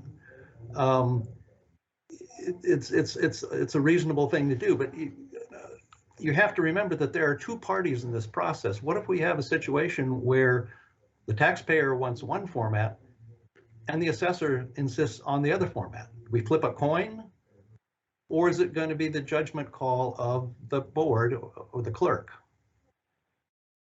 And that's really all. Thank you so much. Thank you so much, Mr. McKibben. Based on the comments that were made by the various members of the work group, we're going to move to sentence 3, and I'm just going to ask for the record. Is there items in sentence 3 that CADA is in agreement with? As delineated in the document that is before us, and I guess I should ask for clarification. Ms. Fleming, Mr. Nanjo, should I read this entire section into the record? Or can we just discuss? Yes, for the record, so the material is attached to PAN, but since we're in the portion of discussion, just as though there were a speaker here, it would be appropriate to read the language into the record. Best practice. I would concur. Thank you. Thank you. Third sentence, participants may, as a general matter, reject a remote hearing and receive a postponement until an in-person hearing is available, or may reject an in-person hearing and receive a postponement until a remote hearing is scheduled, provided that the local appeals board offers remote hearings. Therefore, if an appeals board does not or cannot schedule a remote hearing or an in-person hearing as requested by the participant may avail themselves of postponement of the hearing in accordance with Rule 323, provided that the applicant signs a written agreement to extend and told indefinitely the 2-year limitation period provided in RTC section 1604, subject to termination of the agreement by 120 days written notice by the applicant. Postponement requests which do not procedurally comply with Rule 323, both of right and discretionary, need not be granted by the appeals board, provided that the appeals board, based on all the circumstances, finds that the requesting party could have complied with Rule 323, had the required statutory and regulatory advance notice of the hearing, and cannot provide a reasonable factual basis for the non-compliant postponement or continuance requests. Health concerns stemming from COVID-19 pandemic, as well as any publicly declared state or of disaster or state of emergency shall constitute good cause for a postponement pursuant to the provisions of under Rule 323, provided that the applicant signs a written agreement to extend and toll indefinitely the 2-year limitation period provided in RTC section 1604, subject to termination of the agreement by 120 days written notice by the applicant.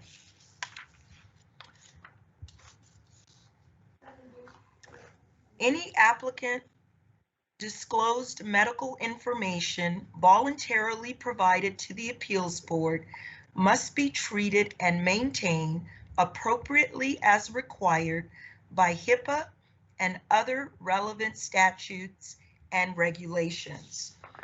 We will start first with Kata.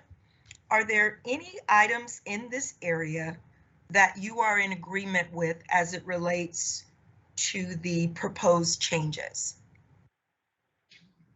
Thank you, Ms. Evans.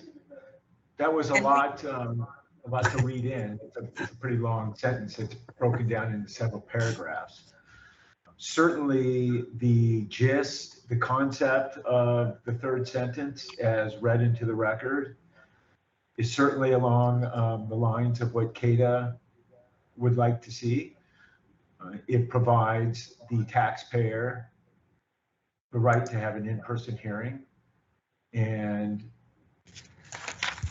when necessary, that hearing can be postponed, and it puts the burden on the taxpayer that, well, he's going to have to waive the 2-year rule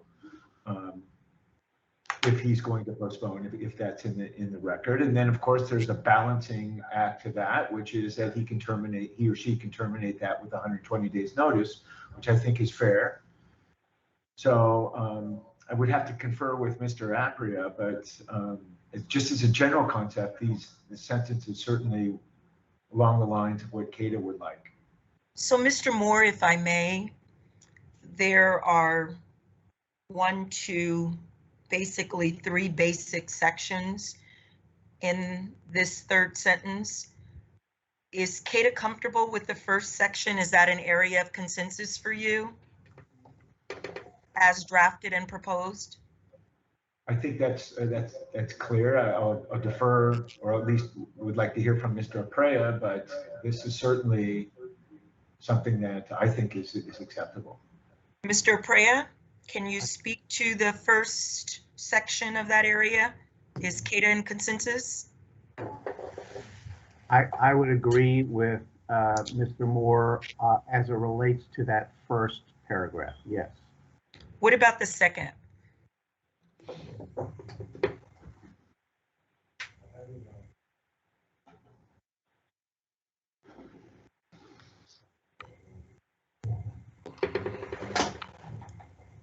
I'm looking at where there are differences so that I can comment appropriately. Just give me a moment, please. My sense is that it's okay. I'm trying to really decipher the meaning of it.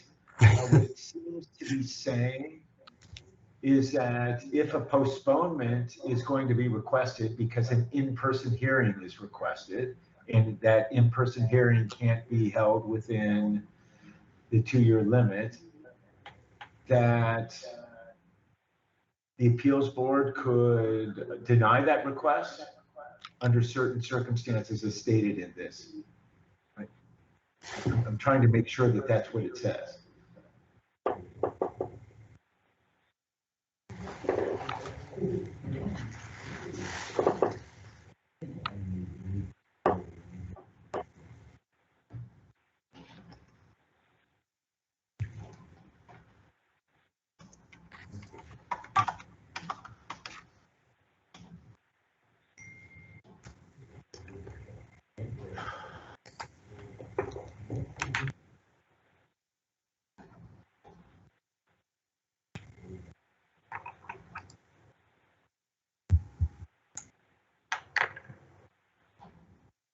While CADA is reviewing section 2, and then I would recommend that you also add section 3 that references HIPAA compliance. I will go to Mr. Parker representing the clerks and ask the same question. Mr. Parker, section 1, section 2, section 3, are the sections as delineated something that the clerks could agree to? I believe the clerks could agree to what you're calling the first section. And the second section, the clerks, I believe, could also agree with the intent, of course, as Mr. Moore noted in his comment, being that there are circumstances where an untimely postponement or continuance request need not be granted by the appeals board panel. If I hope that helps the analysis of Mr. Moore and Mr. Aprea on that point. And absolutely, the clerks can definitely agree to the third section regarding any applicant disclosed medical information. We believe that to be a statement of black letter law regarding health information that is submitted to an AAB.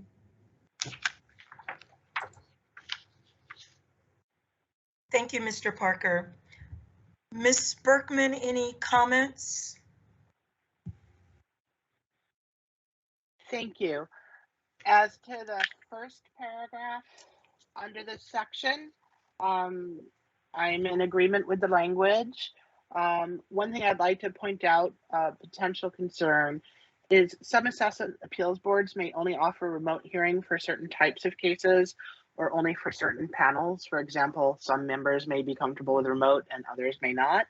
And I would just hate in the future for anyone to argue, you know, hey, you order remote hearing, you authorize remote hearings for pre-hearing conferences or for this hearing officer, and I'm not going to let you go to hearing until my particular board gives me a remote hearing. So that's just a concern of mine, but you do have my consensus on the paragraph. On the second paragraph, the one that pertains to postponement requests, my concern with the paragraph it feels to me to be long and unwieldy, and perhaps fomenting future disputes where not necessary in order to effectuate its purpose. My suggestion would simply be to say postponement requests which do not procedurally comply with Rule 323 need not be granted by the appeals board, full stop. Because they already have that authority. And I think going into the full detail on that is just potentially raising future problems. So I could live with this language, but my preference would be just full stop where I suggested. With respect to the portion about HIPAA, I would first like to point out that HIPAA is spelled incorrectly. It's HIPAA. And so if that language stays, the spelling of HIPAA needs to be corrected. And then two small suggestions. The first one is simply grammatical for the sake of clarity. And my suggestion there would be to state health concerns, comma, whether stating from the COVID pandemic or from other publicly declared state of disaster or state of emergency, comma. Just because I think that without making any substantive change reads more clearly and prevents any ambiguity. And then Ms. in the Berkman, portion that deals, yes. Where would you amend health concerns into that sentence? It would be health concerns, comma, whether stemming from the COVID-19 pandemic or from another publicly declared state of disaster or state of emergency, comma. So that would basically be saying health concerns, and these are the situations in which they arise, and the sentence would go on. So it's not changing the meaning. I think it's just making it less ambiguous. I'm just not sure if I'm following you. The sentence as currently drafted says any applicant disclose medical information voluntarily provided.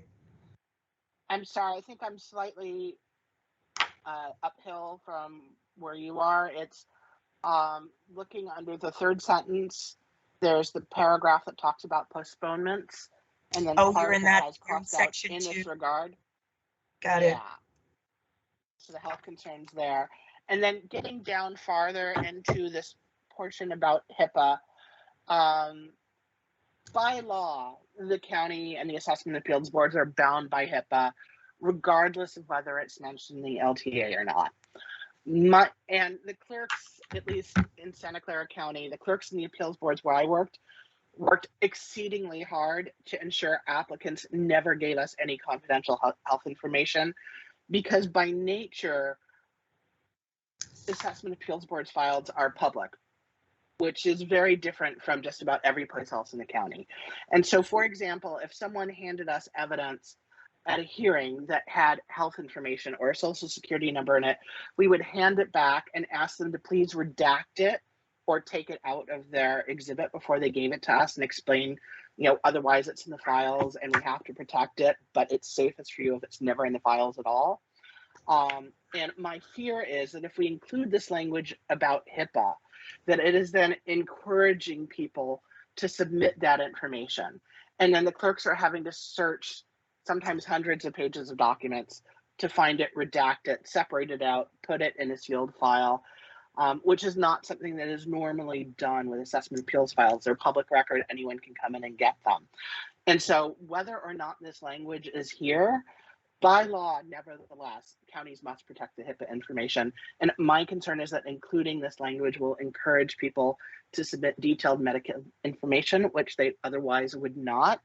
And really, it's sufficient for an applicant to say for medical reasons, and we don't need to know any more than that. And so that would be my suggestion, would be eliminate that, because I don't think it serves a function and I think it carries a risk. Of course, the counties will protect HIPAA, but if you do leave it in, the spelling of HIPAA needs to be corrected to HIPAA. Thank you. Thank you, Ms. Berkman. I just have a few comments for the work group members. It sounds like we are in consensus, for, I've divided this into 3 sections for discussion purposes. We are in consensus for the first section, conceptually, the second section, and then Ms. Berkman just offered some comments about the reference to HIPAA, and just want to ask the work group members, is that something we still want to keep in, or have you at all been influenced by her comments? Starting first with Kata. And just that question, have you been influenced by her comments? Go ahead, Kevin. On the HIPAA issue, I would just keep it in. I don't think it's going to encourage anybody, and I think it should just reinforces what people may not know, that information is to be held privately. I would agree that people shouldn't. Thank you, Mr. Moore. Their private healthcare Mr. Parker. And I don't think an assessor's office is necessarily going to ask for specific documentation of that, but to the extent it's provided, I think it's incumbent upon the people handling the document to maintain its privacy. Thank you, Mr. Moore. Mr. Parker? The clerks, as previously stated, are all right with the language, but Ms. Berkman also makes an excellent point about the wisdom or lack thereof of discussing the topic at all. And if the state board were to not include that language at all in the LTA, we would not object. Thank you. So for purposes of sentence 3, I'd like to make a recommendation and see if the work group members would be amenable to that. Since we have consensus on section 1, and conceptually, the objective of section 2 is something collectively we want to achieve, are you comfortable with providing the executive director and her team the authority to draft language to achieve the collective goal, and agree that we are, and agree to allow the team to do that? And it would put us in a position that sentence 3, the staff could at least begin a process to finalize.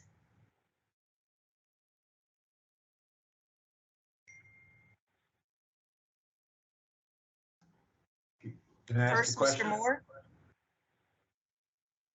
And maybe adding a little levity to the situation here, but I don't understand how we can be in disagreement on sentence 1 and 2, and be in agreement on number 3. I feel like I'm missing something, and I certainly don't want to be in a position where I'm missing something. I mean, sentence 3 is basically saying that the taxpayer has a right to an in-person hearing, and that's what we've been just arguing about. I mean, politely arguing about, conceptually. So what am I missing? Mr. Moore, just to help me out, if we could focus just on sentence 3, and if you want to, I think the board's already made a decision that we're not in consensus on 1 and 2. But if the chair decides that we can go back to that based on time, we're willing to do that. But for purposes of where we are now, I'm just curious of whether Kata is prepared to say we are in consensus on 3. We would like section 2 of 3 to be appropriately wordsmithed by staff, and we can bring it back for discussion. Just want to know if that's something Kata would be comfortable with. Well, I'm really just inquiring here. And I don't want to put my imprimatur on sentence 3 if I'm misreading sentence 3. And I fear that I might be misreading sentence 3 if we're somehow in agreement with Mr. Parker and Mr. McKibben, respectfully. I appreciate that, Mr. Moore. Mr. Parker, do you want to respond to Mr. Moore?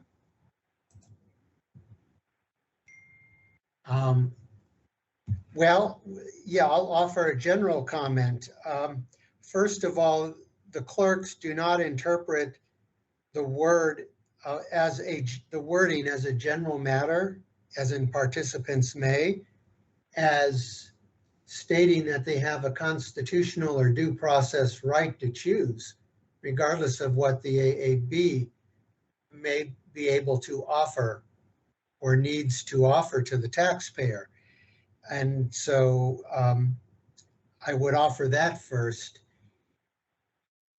Secondly, I think that the CADA proposals and the CADA testimony on the issue of folks seeking postponements and continuances going back who knows how many months now, have clearly offered the viewpoint that the remedy for the AAB is for the taxpayer to be required to sign a time waiver if they have not already done so. And so on that basis, it seems to the clerks, and certainly to me as a participant in this process, that there is conceptual agreement. So I don't think the clerks are afraid of letting state board staff try their hand at wordsmithing, to use your phrase, Ms. Evans, but I respect CADA's right to decide whatever they decide. I think, Mr. Moore, in this section, what we're trying to accomplish is basically stating that if there's a postponement, there is an option for an in-person hearing if the applicants waive their time, is kind of how I read this just off the top of my head. I don't know, Ms. Berkman, Mr. Aprea, I see your hands up. Let me, but I think that's, yeah, let me offer this, and that is, you know, I think that what Mr. Moore was getting at was we have differences of opinion on sentences 1 and 2, and as we all know, all of these three are interconnected. However, for purposes of moving along, I would think that CADA would be fine having the executive officer and her staff take those sentences and revise them and bring them back. I don't want that to be construed as, okay, whatever, you know, Ms. Fleming and her staff come back with, we're going to sign off on. But I think what we're looking at here is let's see how we can make some progress. And to that end, we would certainly invite Ms. Fleming and her staff to come back with a revision on that and allow us the opportunity to comment on that. And so I know that much of sentence 3 was offered by CADA, and so I'm not backing away from that, but I know we've had some discourse back and forth. But I think, again, what we offered in terms of sentence 3 cannot be separated from what we offered in sentences 1 and 2. And so while they are separate sentences, they are, in our view, are interconnected. But again, for purposes of moving things along and seeing if we can't find some consensus in the near future, I know we're not going to do that today on this item, but I would submit that from CADA's perspective, we would be okay with the BOE staff coming back with a revised draft. thank you, Mr. Aprea. I see Tom Parker's hand up, and then we will close out this section. Mr. Parker.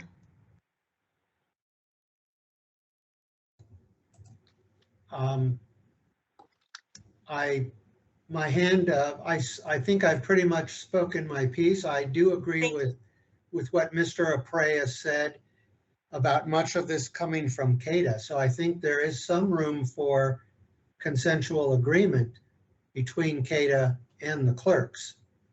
And as I said before, the clerks were open to seeing what the state board staff comes back with in their version before any final approval or disapproval is offered by our organization, as with CADA. Thank you so much, Mr. Parker. Mr. Chair, it appears that for the first issue, we have conceptual consensus on the third sentence, all three sections. We would, as a work group, recommend that the executive director and her team take section 2 of this section and draft language consistent with the intent and the spirit of the language. And I will ask, I believe, for public comment, or turn back to you for public comment and board action on this section. Members. Yes, go ahead, Ms. Fleming. This is Brenda Fleming, Executive Director. Thank you for restating that, Ms. Evans. Just for the record, just to help staff and the audience and those that are others that are listening clarify, when we're referring to these sections, everyone, we are referring to the paragraphs. So Ms. Evans is addressing the third sentence. So if you're referencing the material that was attached to PAN, it's generally page 2. It's entitled third sentence, postponement request, etc. Those paragraphs are the sections that we're referring to. So in this case, to be specific, and Ms. Evans, correct me if I'm misstating your intent, the second paragraph under the third sentence section reads postponement requests which do not procedurally comply, etc. That paragraph specifically is the material that you're asking my staff to assist with coming up with a cleaner version of summarizing the language. Is that correct? Correct, Ms. Fleming. Okay, and if we don't mind, and I know this is, this is a lot of very intense information, but if we could reference them as the paragraphs, so on the record, specifically for ADA compliance, et cetera, it does help us to articulate that. So that, because I'm getting some comments behind the scenes about if we're talking about the first sentence, second sentence as the sections versus the third, the sentence themselves, and then the subsets of those as paragraphs. Thank you, Ms. Fleming. I struggle with talking about a sentence and then a paragraph, so. I understand it, so just trying to help. So I hope that clarifies. No problem. We can do that going forward. Got you. Thank you. Thank you. And with that, let me see if they're check in with Ms. Taylor and see if there's any written comments on this item before we move forward. Chairman Vasquez, there are no written comments. Can we check with AT&T if there's anybody on the line who wishes to comment on this? Certainly. AT&T moderator, can you let us know if there is anyone who would like to make a public comment on this matter? Each caller will have up to 3 minutes to speak. Okay, once again, if you'd like to make a public comment, please press 1, then 0 at this time. 1, 0.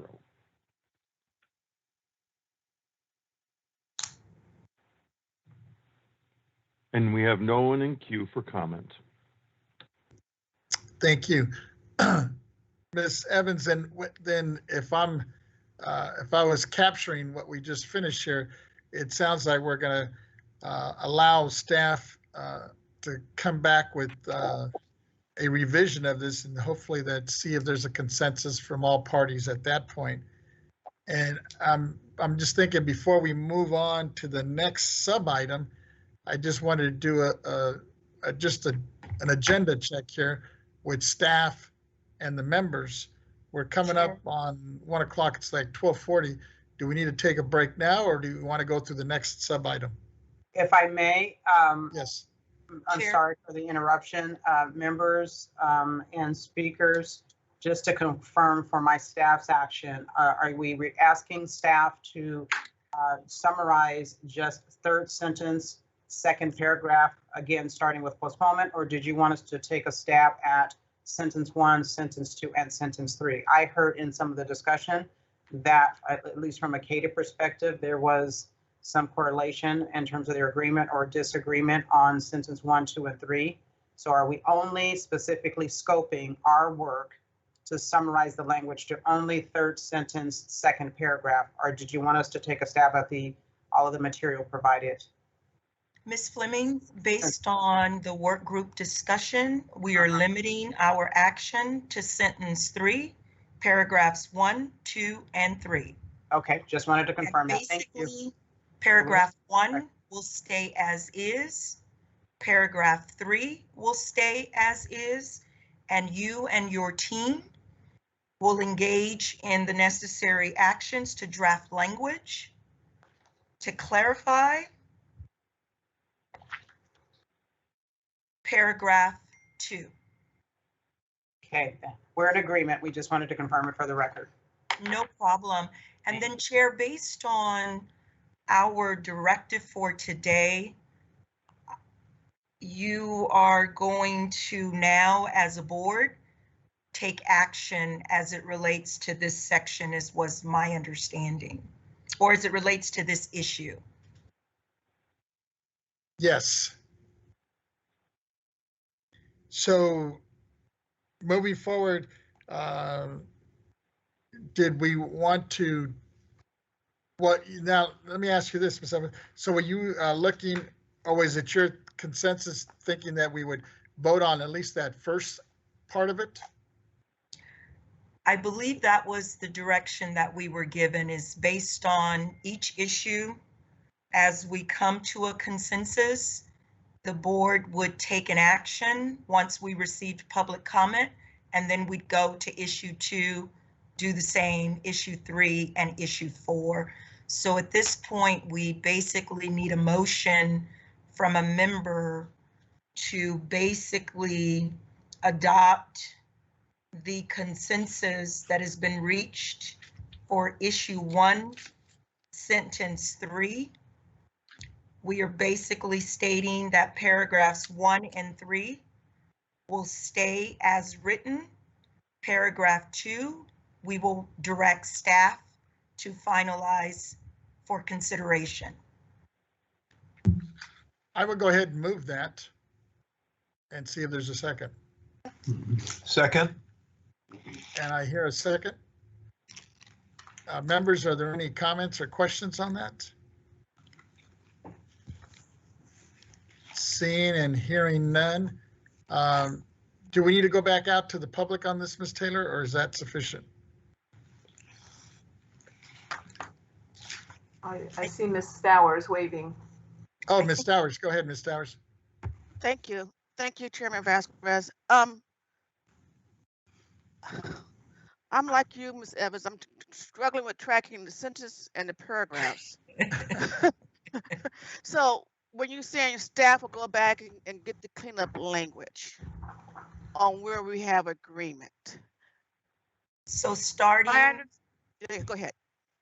If you look at sentence 3, we are now calling the wording underneath sentence 3 paragraphs. So one paragraph starts with participants, one paragraph starts with postponement, and one paragraph starts with any applicant disclosed. Correct. Okay. The paragraph that starts with postponement is the paragraph that Ms. Fleming and her team will engage in a process to finalize for recommendation and consideration.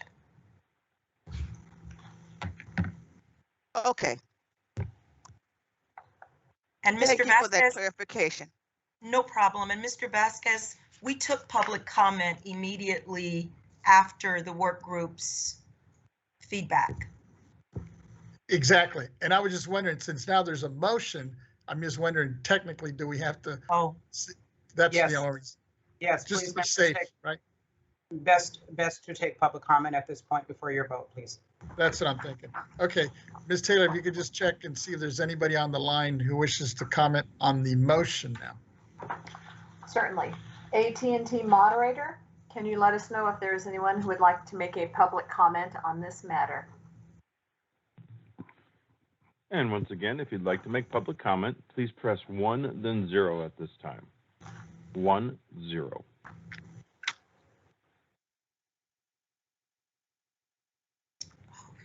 And we have no one in queue for comment. Thank you. With that, Ms. Taylor, if we could have a roll call on motion. All right, to confirm, the motion on the floor is to have the executive director and team make a recommendation on the third sentence, second paragraph. Chairman Vasquez. Aye. Vice Chair Schaefer. Aye. Member Gaines. Aye. Member Cohen. Aye. Deputy Controller Stowers. Aye. So that's unanimous of all those present. With that, Ms. Taylor, well, before I have Ms. Taylor call the next sub-item, I'm just wondering, I haven't heard back from staff. Are we still good to continue on, or do they need a break at this point? Chair Vasquez, I would recommend we just plow forward. I don't think we have time for lunch. We've heard so much on this last item. I'm comfortable with it. I'm just trying to be respectful of the members and staff. Chairman Vasquez, give me 1 second. I'm just confirming with staff now. I believe our transcriptionist would probably like to rest her fingers, but let me just confirm. Mr. Chair, I just want to remind the board and staff that Mr. Moore will have to leave at 1 o'clock, and Mr. Brad Marsh will be on board representing CADA at 1 p.m. And so I just wanted to ask if we could afford Mr. Moore. We lost your voice. We lost your voice, Mark. I would ask if the board would consider giving Mr. Moore an opportunity for any closing remarks before he has to go at 1 o'clock. Sure, not a problem. I favor that too. Mr. Moore, if you're available.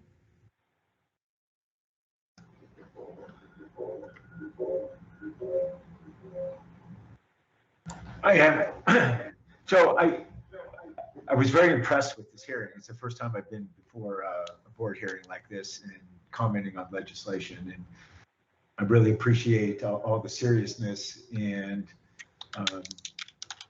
civility that's gone on. And I appreciate the disagreements, and I appreciate the fact that we seem to come to what I believe to be a consensus with respect to sentence 3, which was quite honestly, I was surprised by, but very pleased by at the same time.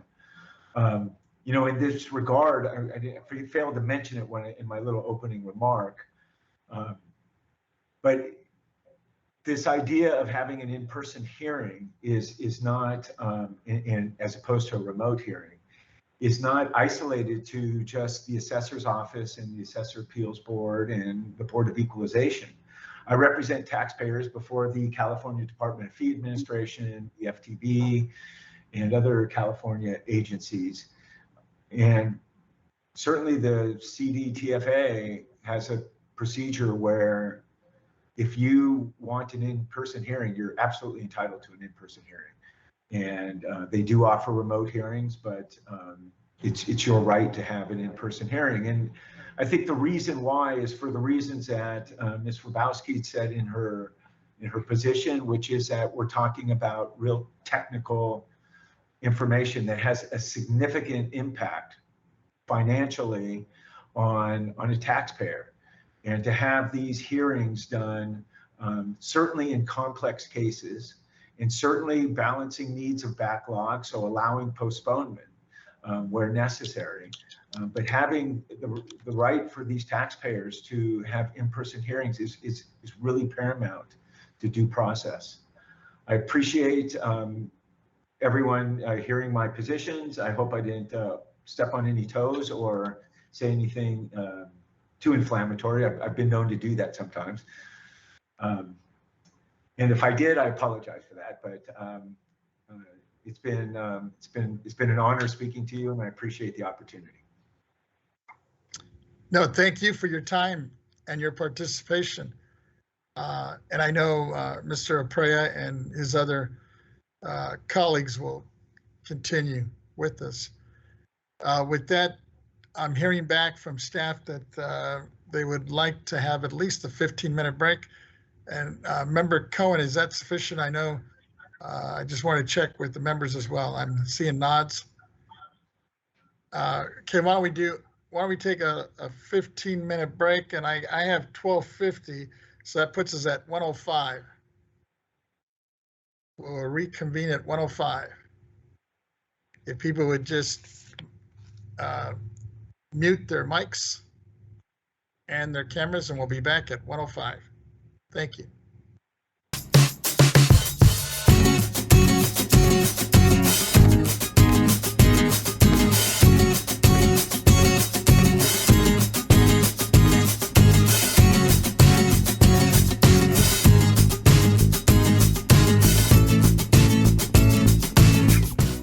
Okay, looks like everybody's back. Let me get Ms. Taylor. Is Ms. Taylor back? Yes, Chairman Vasquez, I'm here. Great.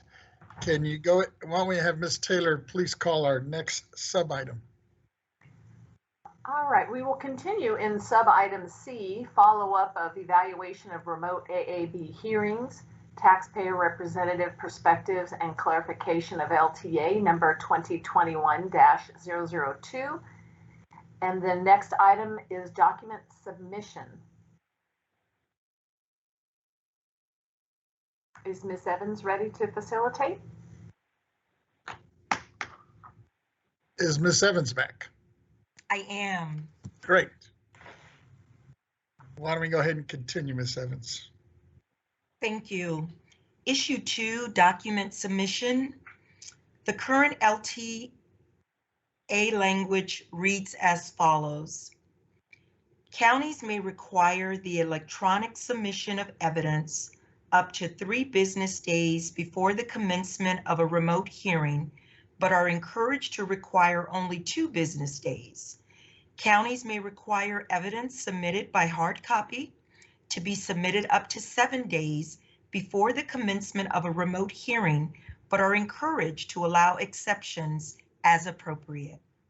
In compliance with Rule 313 and as required for in-person hearings, evidence submitted by a party prior to the commencement of a remote hearing must not be made accessible to the other party until the hearing commences and the subject evidence has been introduced.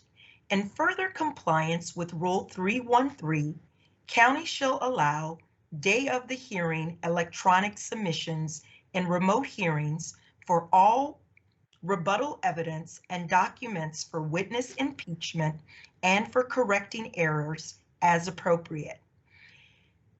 PDF documents are preferred in order to protect document integrity, but other forms may be accepted by the appeals board clerks as appropriate.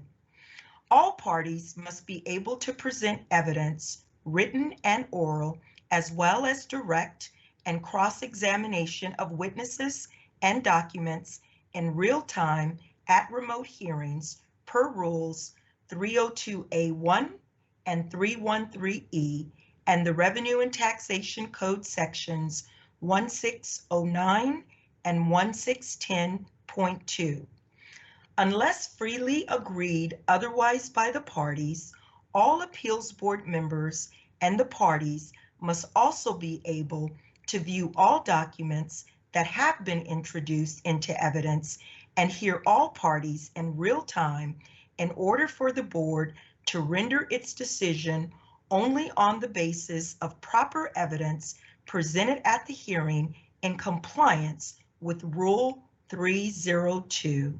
Once introduced, the appeals board members and the parties must have the ability to view and download the full exhibit at their discretion, independent from the controlled screen display shown during the remote hearing. Additionally, the public must be able to hear the remote hearing as required by RTC section 1605.4. Technological platforms for remote hearings should have the ability for evidence to be viewed in real time and the ability to prevent trade secrets from being viewed by the public. In the event of a connectivity problem, the absence of an available IT resource or other challenge, the appeals board has legal authority to grant a continuance as it deems appropriate. Document submission. We will now review the proposed changes. I want to point out that in this area, the language that has been removed is language that was previously submitted by the clerks, but I believe CADA provided an alternative, and we did not get a response back from the clerks, so I want to start with that context. So I will read this into the record. Appeals boards may require the electronic submission of evidence up to 3 days before the commencement of a remote hearing, but are encouraged to require only 2 business days. Appeals boards may require evidence submitted by hard copy to be submitted up to 7 days before the commencement of a remote hearing, but are encouraged to allow exceptions as appropriate. The alternative proposed to the sentence that has been removed, to the extent that the parties fail to comply with the appeals board written deadlines for submission of evidence that must be submitted in the advance of a hearing, i.e. evidence other that rebuttable evidence, impeachment, documents, or documents needed to correct errors as appropriate, the clerk shall make every effort to accept and prepare the evidence as needed for the hearing as scheduled. If the submission of this evidence requires the hearing to be delayed for more than 45 minutes, then the appeals board at its discretion may postpone or continue the hearing as provided under Rule 323C. Start first with CADA, and we will look at this sentence in its totality, and I will just ask for the record, is there consensus in the language as provided? Ms. Evans, did you want us to speak? Or did, again, the language that has been provided and that you referenced was submitted by Brianne Rabowski and on behalf of CADA. So certainly we're supportive of that. I also, if I may, Ms. Evans and Mr. Chair, introduce Brad Marsh, who is on the line. You'll recall at the beginning of this meeting, I indicated that that Kevin Moore would be on for the 10 to 1 p.m. slot, and that Mr. Moore would be on at 1 o'clock. And I just want to make sure that I introduce you to him. He is with the law firm of Greenberg Traurig and is a shareholder along with Chris O'Neill, who I know you all are familiar with. And I just want to make sure that the board, the staff, and those who may be following this hearing recognize that Mr. Marsh is representing CADA, and to have him be recognized by you as CADA's primary witness for the next 2.5 hours. Members of the board, Brad Marsh here at your service. Let me know how I can be of service here. Welcome, Mr. Marsh.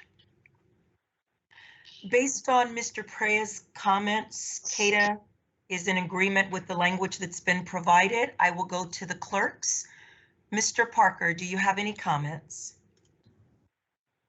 Yes, the clerks do not agree with the language as proposed. And we disagree with the language because it fails to recognize the constitutional procedural authority of the boards to come up with local rules to address the procedural aspects of hearings. And also because as a practical matter, it does not address the issues that boards, and I don't mean Los Angeles when I say that, are experiencing with parties, both assessors as well as taxpayers, who are non-compliant in meeting the local rules or procedures regarding electronic document submittal for remote hearings that have been scheduled. Thank you, Mr. Parker. I want to come back to you, but I want to go to Ms. Berkman. And then Mr. Gaines, I do see your hand. So after we hear from Mr. Berkman, Ms. Berkman, we'll come to you. Thank you. I agree with the first paragraph, the one that starts with appeals boards and ends with as appropriate. I concur with that. I would additionally be amenable to adding in the Clerks Association language that starts with assessment appeals board and ends with jurisdictions. My personal thoughts on that is regardless of whether that sentence is there or not, both under the Constitution and state law, the appeals boards do have the jurisdiction, the board and the boards of supervisors, to create and enforce appropriate local rules and procedures. So regardless of whether that paragraph is there or not, I think the Board of Supervisors and the Assessment Appeals Board have the authority to do that and most certainly should do that. I don't believe anyone, I think there was broad consensus at the last meeting. No one is suggesting that what the AABs would do would be to exclude evidence. And I think we were all on the same page, Kata and the clerks and myself on that. With respect to Kata's alternative proposal in the last paragraph of this section, I disagree with that. In Santa Clara County, when I was board counsel there, for example, we usually had between 50 and several hundred items on the agenda. And if you could imagine even a small fraction of those being delayed by 45 minutes, then you can imagine the chaos that this proposal would ensue. With a remote hearing, you already have the regular clerk running the hearing and another clerk attending to the documents. And this would require a third clerk that I'm sure the State Board of Equalization does not want to fund, just to be scanning in the documents from a case that's being delayed because the primary documents are being submitted late. It would also create a situation that's different from how in-person hearings are handled. For example, in Santa Clara County, if a witness for either the assessor or the taxpayer shows up without the required number of copies of documents, their case is passed, stopped dead in its tracks, and they're sent out to the hall to make, at their own expense, the requisite number of copies. So, and then their hearing will continue. And at the discretion of the board chair or the hearing officer, either the next case after the case is finished when they come back, or they move to the end of the calendar. It's at the hearing officer's discretion. In contrast, with a remote hearing, if you're saying we're just going to stop things for 45 minutes while the clerk scans in the documents, that's a different procedure, and it creates even more of a delay and a backlog with the Assessment Appeals Board and more chaos, because you're going to have one clerk scanning in the case that failed to timely submit their documents, while another clerk is handling, if the board goes on, whatever case is next up at hearing while that process is happening. Or the alternative would be to have repeated lengthy delays. So I think Kata's proposal for that reason is unworkable. Thank you. Thank you, Ms. Berkman. Mr. Chair, you want to call on Mr. Gaines? Sure, thank you. Member Gaines. Yeah, thank you very much. I just want to get clarification in language. because I want to make sure I'm understanding it right. Because it talks about electronic submission of evidence up to 3 business days. Remote hearing, let's see, commencement of remote hearing is encouraged to require only 2 business days, and then a requirement for evidence submitted by hard copy to be submitted up to 7 days. So I just want to make sure is the third requirement 7 business days, or is it 7 days? I just want to make sure the language is accurate, and that's already been discussed. Chair, I think that was CADA's language. Maybe Mr. Aprea can speak to that. Let me refer that to Mr. Marsh if he would, and if he won't, I'm happy to do so. As I'm reviewing this, it appears to me that this was the original language submitted by the clerks, and so the question to me is what was intended by them, and I don't know the answer. Okay, I just wanted to make sure that sounds like it's intended to have seven days, not 7 business days, for evidence submitted by hard copy versus the other 2, electronic submission and remote hearing, are actually business days. That's fine, as long as it is what it is. Mr. Gaines has raised a question. I'm just wondering from the work group members, was that our intent, or is there a error there? This is Thomas Parker on behalf of the clerks. To try and answer Mr. Gaines' question, I would think that the intent was for it to also be business days, to be consistent with the 2 and the 3-day business day periods. Although it does not, as Mr. Gaines has rightly noted, it does not say business days. I would think implicitly it was intended to be 7 business days, but if anyone has a different view, I'm glad to hear about it.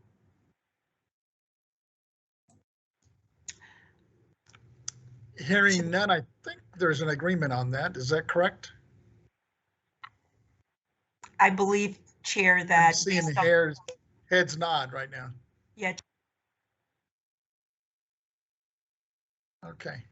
Okay, thank you. I just wanted to raise it to make sure that we had clarity on it, and obviously there's disagreement on that, so there are bigger issues, but I just wanted to point that out. Thank you.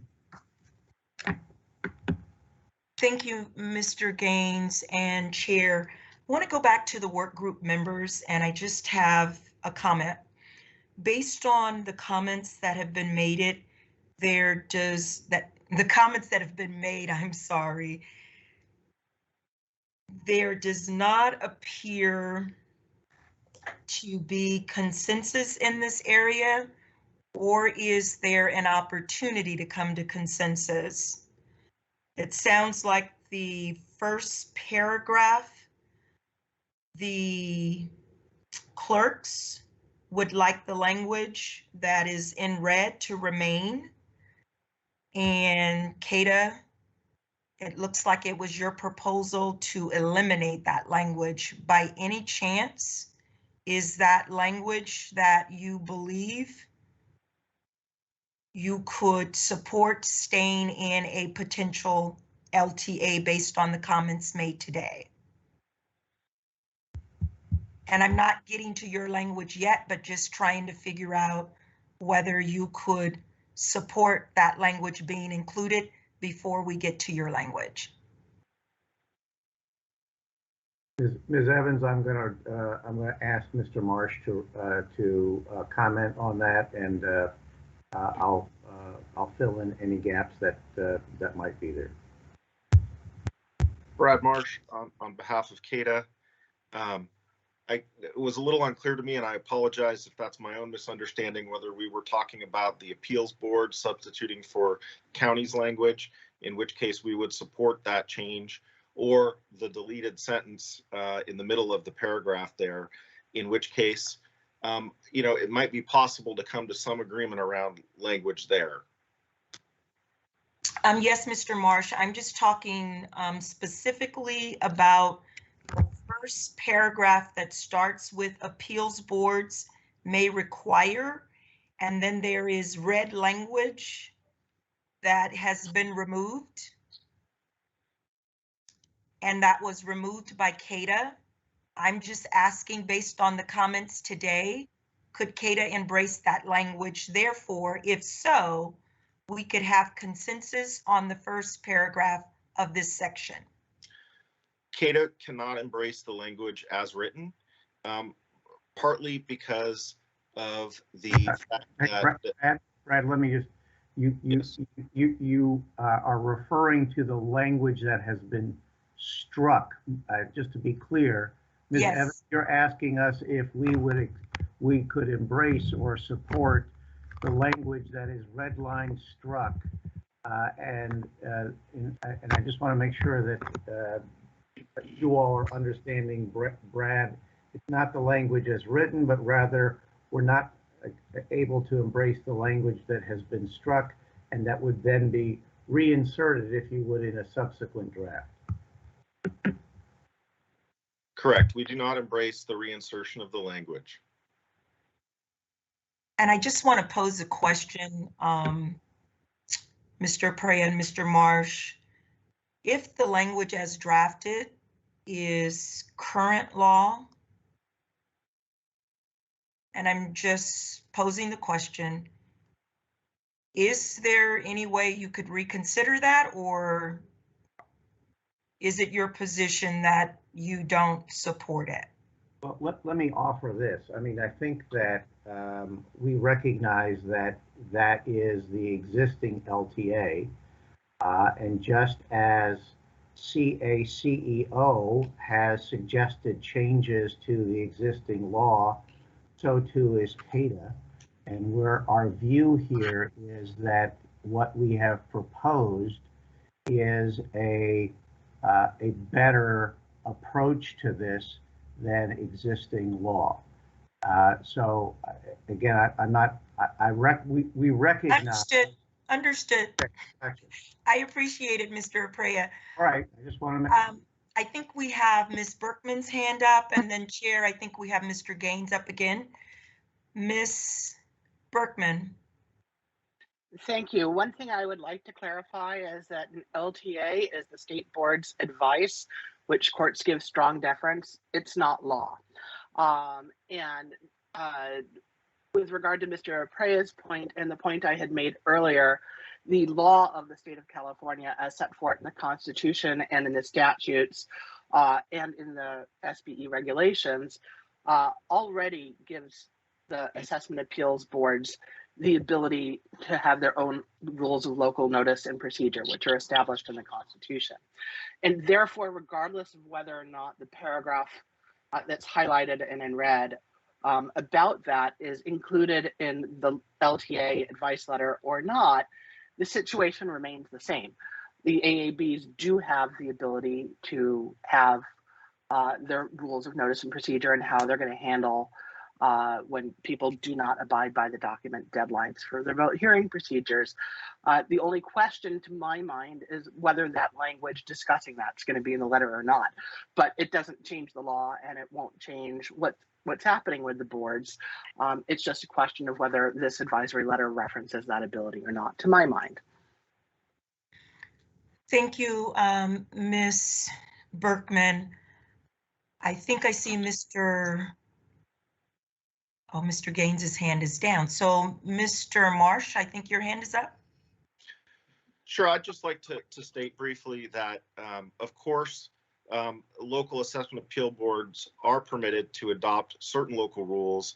In actual practice in the state of California, many local assessment appeals boards have purportedly adopted rules that were not actually adopted legally. There also have some assessment appeals boards out there that have adopted rules that directly conflict with existing state law. And so, I think part of the concern with in embracing a sentence like this, even if it's true that that some local rules are permissible, is that it provides some form of additional authority that really isn't accurate, and makes it sound like all those local rules are permitted, when in fact, in practice, they're not.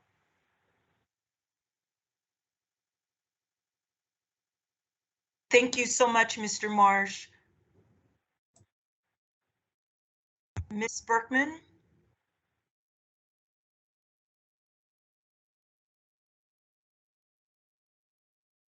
I don't see Mr. Aprea's comments as changing one way or another. I have, as I've indicated, I'm okay with the language at issue either being in or out.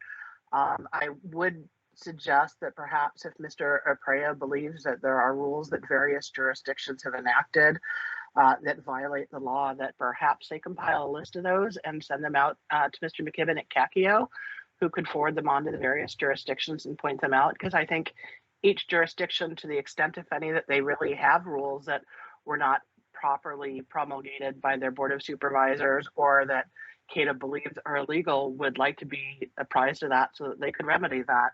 I'm not sure to the extent to which there's any truth of that. I know I spent several years working on Santa Clara County's current rules, but I would encourage, to the extent that CADA truly honestly believes there are rules that were either improperly promulgated or which violate the law, please do let the CACIO and the various jurisdictions know so that they can work on remedying that.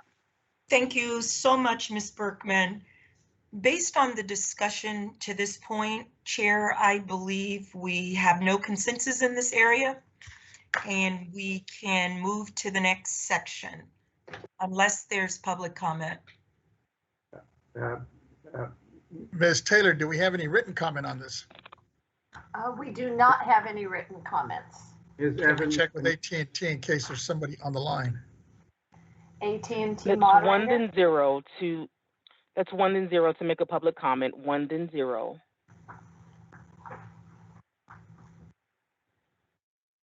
And at this time, Mr. Chair, we have no one in queue. Thank you. And I see a hand. Is that Mark Aprea? Are you in the queue? I think so. Yes, sir. I just a clarification for the record that the comments made that were ascribed to me were in fact made by Mr. Marsh. And so I just wanted to make sure that for the record that there was clarification. My apologies. I'm so sorry. No, it's quite all right. Thank you. Continue, Ms. Evans. I believe we can go to the next issue. Ms. Taylor, Chair, I'm not sure if Ms. Taylor calls the issue or I just moved to that issue. Is Ms. Taylor available? Yes, I'd be happy to call that. Our third issue is scheduling efficiencies and notices. The current LTA language, reads as follows.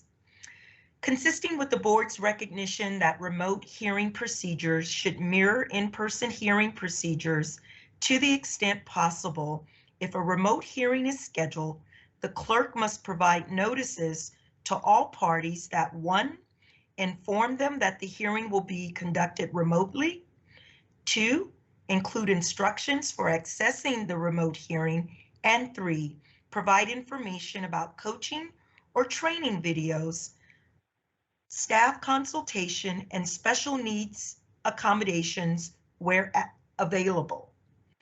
In accordance with Rule 307, the notices shall be given no less than 45 days prior to the hearing unless a shorter notice period has been stipulated by the assessor and the applicant or the applicant's agent.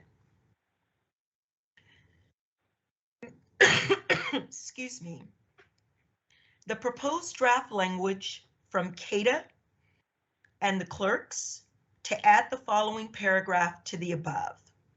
Counties are encouraged to develop written protocols and procedures to govern remote hearings. These protocols and procedures should mirror in-person hearings to the extent possible and must comply with all existing laws and regulations. Such written protocols and procedures should be made publicly available and, to the extent possible, should be conspicuously posted on the appropriate webpage of the local clerk of the board, assessment appeals board, and/or board of supervisors. Based on the memo, if I understand this correctly, and I'd ask the work group members to state for the record that there is consensus for this language, starting first with Kata. It's Brad Marsh on behalf of CADA. There's consensus on our side. Thank you. Clerks? On behalf of the clerks are in agreement with this language also. Thank you. Ms. Berkman, any comments? Marcy Berkman is also in consensus. Thank you.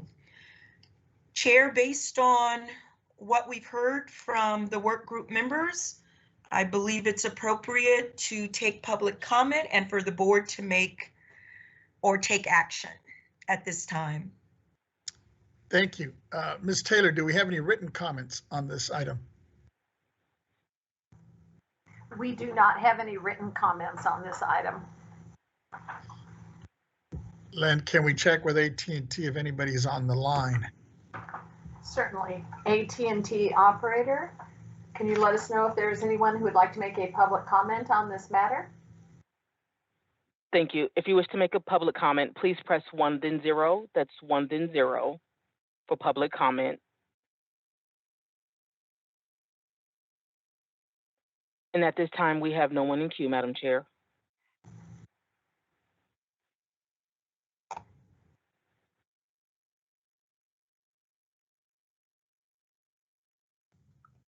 Chairman Vasquez, you're muted. I'm sorry. Thank you.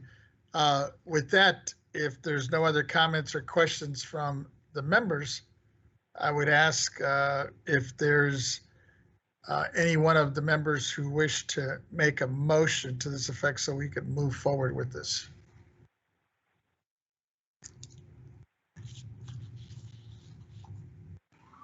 I'm Vice Chair Schaefer moves that we move forward with that language.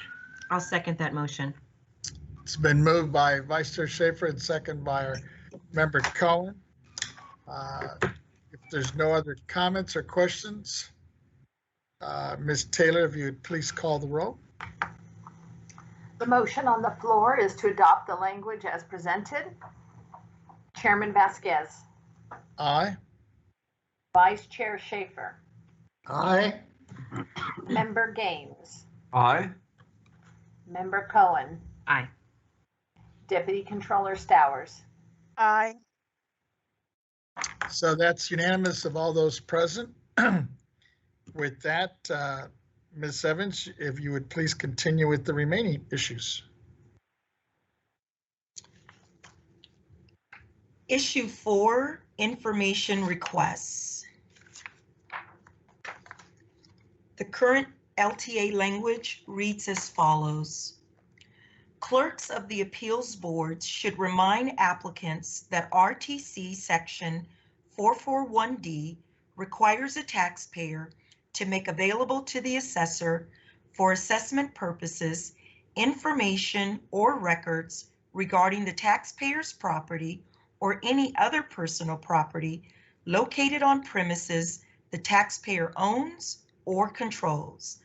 The assessor may obtain details of property acquisition transactions, construction and development costs, rental income, and other data relevant to an estimate of value, and it may be introduced at any appeals board hearing.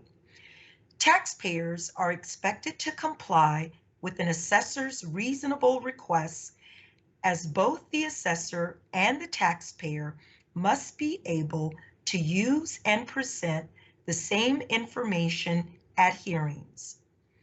If a taxpayer fails to provide requested information to the assessor under RTC section 441D and introduces any of that information at a hearing, the assessor may request and will be granted a continuance for a reasonable time. RTC section 441D applies regardless of whether or not an appeal has been filed. Clerks of the appeals board should also remind applicants that under RTC section 408, assessors are expected to comply with an applicant's reasonable requests for information relevant to a determination of value. The proposed language: clerks of the appeals board should also remind applicants that under RTC Section 408, assessors are expected to comply with an applicant's reasonable requests for information. If an assessor fails to provide requested information to the taxpayer under RTC Section 408 and introduces any of that information at hearing, the taxpayer may request and will be granted a continuance for a reasonable time pursuant to RTC Section 408 F3, RTC Section 408, I'm sorry, that's a period after the 3. RTC Section 408 applies regardless of whether or not an appeal has been filed. The continuance shall extend the 2-year period specified in Subdivision C of Section 1604 for a period of time equal to the period of continuance. Based on my understanding of the language proposed, I believe the work group members are in agreement and consensus for this language, but I want to confirm that. Can we start first with the CADA representatives? Brad Marsh, on behalf of CADA, we agree with all of the proposed revisions just read. Thank you. The clerks? Thomas Parker, on behalf of the clerks are in agreement with the proposed additional language. Thank you. Ms. Berkman? Marcy Berkman is in agreement with the proposed additional language. Additionally, I have one small suggestion that stems from the fact that the clerks are not involved in either the 441D or 408 requests for exchanges. Those go back and forth directly between the taxpayers and the assessors. And therefore, I would suggest potentially just eliminating in both the 408 and the 441D section the part that says clerks of the appeals board should remind the applicants that. And so it would just eliminate that clause at the beginning, and the letter would then state what the rule and requirements are.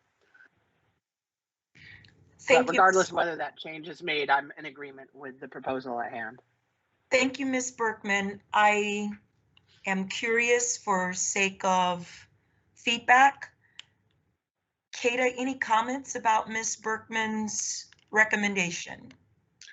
CADA is neutral with respect to the recommendation. However, if the clerks are in agreement, would CADA be okay with that change? Yes. Thank you so much. Mr. Parker? The clerks have no objection to Ms. Berkman's suggestions. Thank you. Based on those comments, it would result in eliminating the language that starts the sentence up until the comma. So the new paragraph would start under RTC Section 408. It appears we have consensus, and so Chair, I will return back to you for public comment and board action. I'm sorry, Mr. Marsh has raised his hand. Thank you. Just a point of clarity, the suggestion that we agreed to was to eliminate that language from both the first paragraph and the final paragraph in the information requests portion of this LTA. Chair Vasquez, I would move adoption of that language with the modification recommended by Ms. Berkman. Thank you. It's been moved. I'll go ahead and second that. Let me see if there's any written comments before we move forward, though. Ms. Taylor?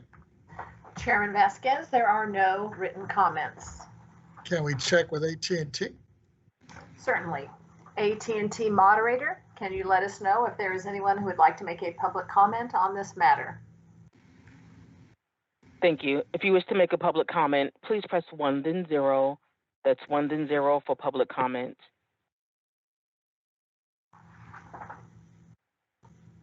And at this time, Mr. Chair, we have no comments in queue. Thank you. With that, members, if there's no other comments or questions, let me have Ms. Taylor call the roll on the motion. The motion on the floor is to adopt the language as presented with amendments recommended by Ms. Berkman. Chairman Vasquez. Aye. Vice Chair Schaefer. Aye. Member Gaines. Aye. Member Cohen. Aye. Deputy Controller Stowers. Aye. So that's unanimous of all those present. I see a hand. Is that an old hand or a new hand for Mark? That's a new hand, Mr. Chair. I just wanted to point out that the reading of the motion did not reflect the comments made by Mr. Marsh. It reflected the suggestion by Ms. Bergman, but as you may recall just moments ago, he also suggested that the 441D language in the information request, 3 paragraphs up, that it also reflect that change. And I don't want to speak for Mr. Marsh, but I want to ask that he clarify what he asked for, because that was not in the motion. Members of the board, I was correcting what I believe was just perhaps a misunderstanding of the group. I had understood and heard that Ms. Berkman had requested that language be removed in 2 places, and that's all I was pointing out, and I believe that's what our group supports. If I may, Ms. Berkman, can you restate your suggested amendment?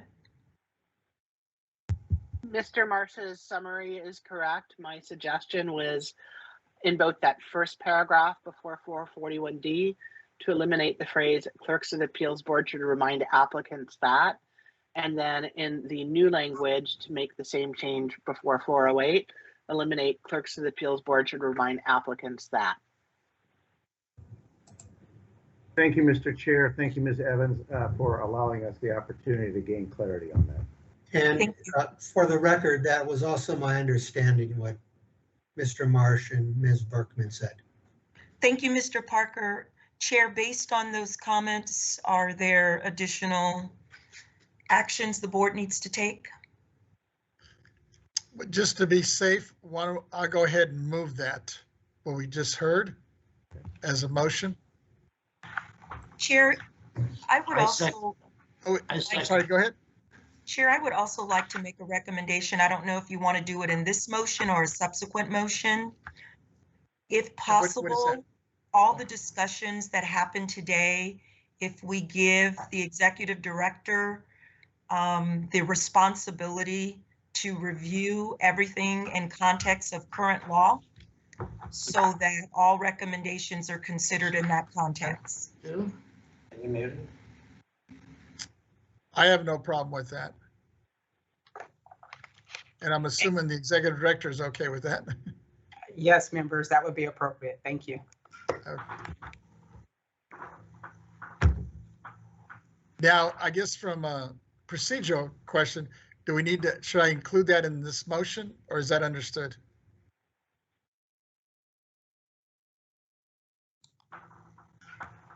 It's understood. Okay. I'm hoping it's understood, but I just wanted to make sure if legally we're okay on that. Yeah, may I make a recommendation? And then please, for our parliamentary group, please weigh in on this, just for clarity, because it's been quite a complex discussion. My recommendation would be for accuracy for the record, especially since there was a slight amendment to the motion that Mr. Aprea addressed. It would be prudent for us to restate the motion. Yeah, this is Chief Counsel Henry Nanjo. I would agree. In addition, I note that this restated or renewed motion does not have a second yet, so we'll need to do that too. Thank you. Indeed. Thank you. I will second that, Vice Chair. Thank you. So we have a second. Ms. Taylor, are you able to read back that motion? No. Okay. Let's go back. Ms. Evans, did you capture that?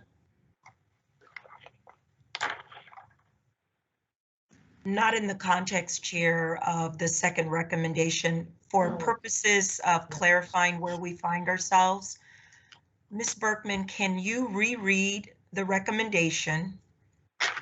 And then I will restate it for the record. Thank you. Thank you.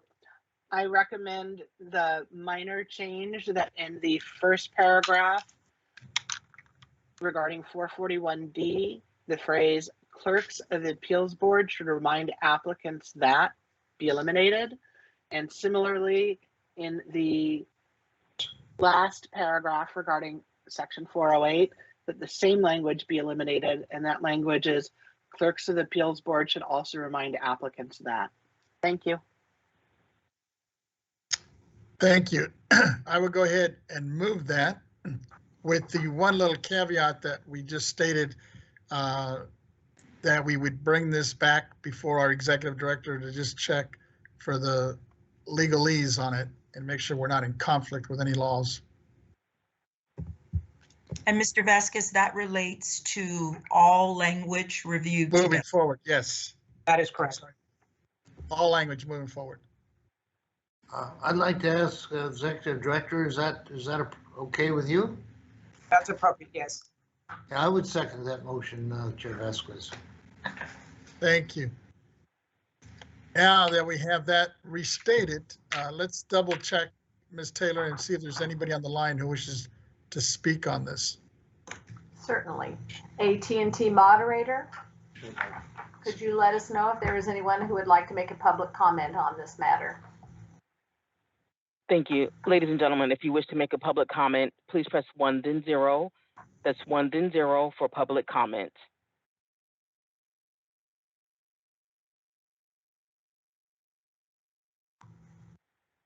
And at this time, we have no one in queue. Thank you. With that, seeing no hands or comments from any of the members, Ms. Taylor, if you would please call the roll on the motion. Chairman Vasquez, Aye. Vice Chair Schaefer, Aye. Member Gaines, Aye. Member Cohen, Aye. Deputy Controller Stowers. Aye.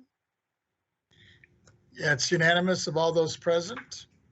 With that, Ms. Evans, if you continue.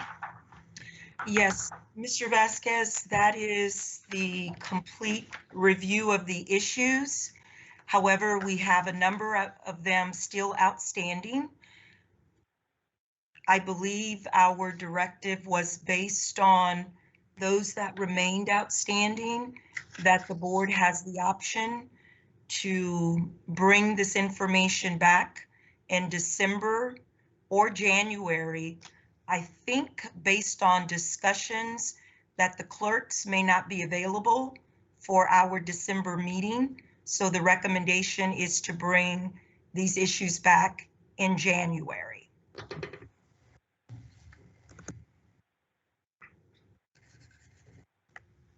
That's my understanding. And how do the members and staff feel about that? I'm seeing heads nod. Chair, hi, it's Malia Cohen. I just Yes. wanted to say that I'm definitely in full support of bringing this issue back in January of 2022. Okay. Anybody else or any of the working partners here on this? Was that a motion by Ms. Cohen? I would second it. It wasn't a formal motion. It was just acknowledging that I'm fine with the item being brought back in January. I see a hand from Member Gaines. Yes, thank you. I just wanted to thank Regina Evans for leading us through that, because it's a lot of work. I really appreciate her help. Thank you. Thank you. Mr. Chair, if I may, yes. for a second, I just want to respond to Senator Gaines' comments and just acknowledging just how much work, how much of a heavy lift this has been for our office to do the due diligence, to pull the work together, to get on the call, to to do the follow-up work. This is just what's happening, you know, and transpiring certainly in the public. And this is an example of the kind of work that this body needs to be doing more of. I know it's labor intensive, and I know maybe some parts may be boring, but it is laborious, but it's tedious work that needs to get done so that we can continue to represent taxpayers. And with that, I want to really recognize and applaud Regina Evans. She's been tremendous in guiding this conversation. Also want to recognize Chris Kazad and Kari as well, who have been tremendous in making this a heavy lift. John Thiela and Hasib Emran, also on my staff, have also provided a great level of support for Regina in order for her to deliver and move this portion of the work group meetings. So I think it's one thing to say, yes, let's do work group work, and then it's another thing to actually put the effort in forward and moving this agenda item forward. So again, I just want to recognize the team that probably doesn't get a lot of public adulation and public applause, but I want to just affirm and lift up Regina Evans, who's just been tremendous in guiding this conversation. Thank you.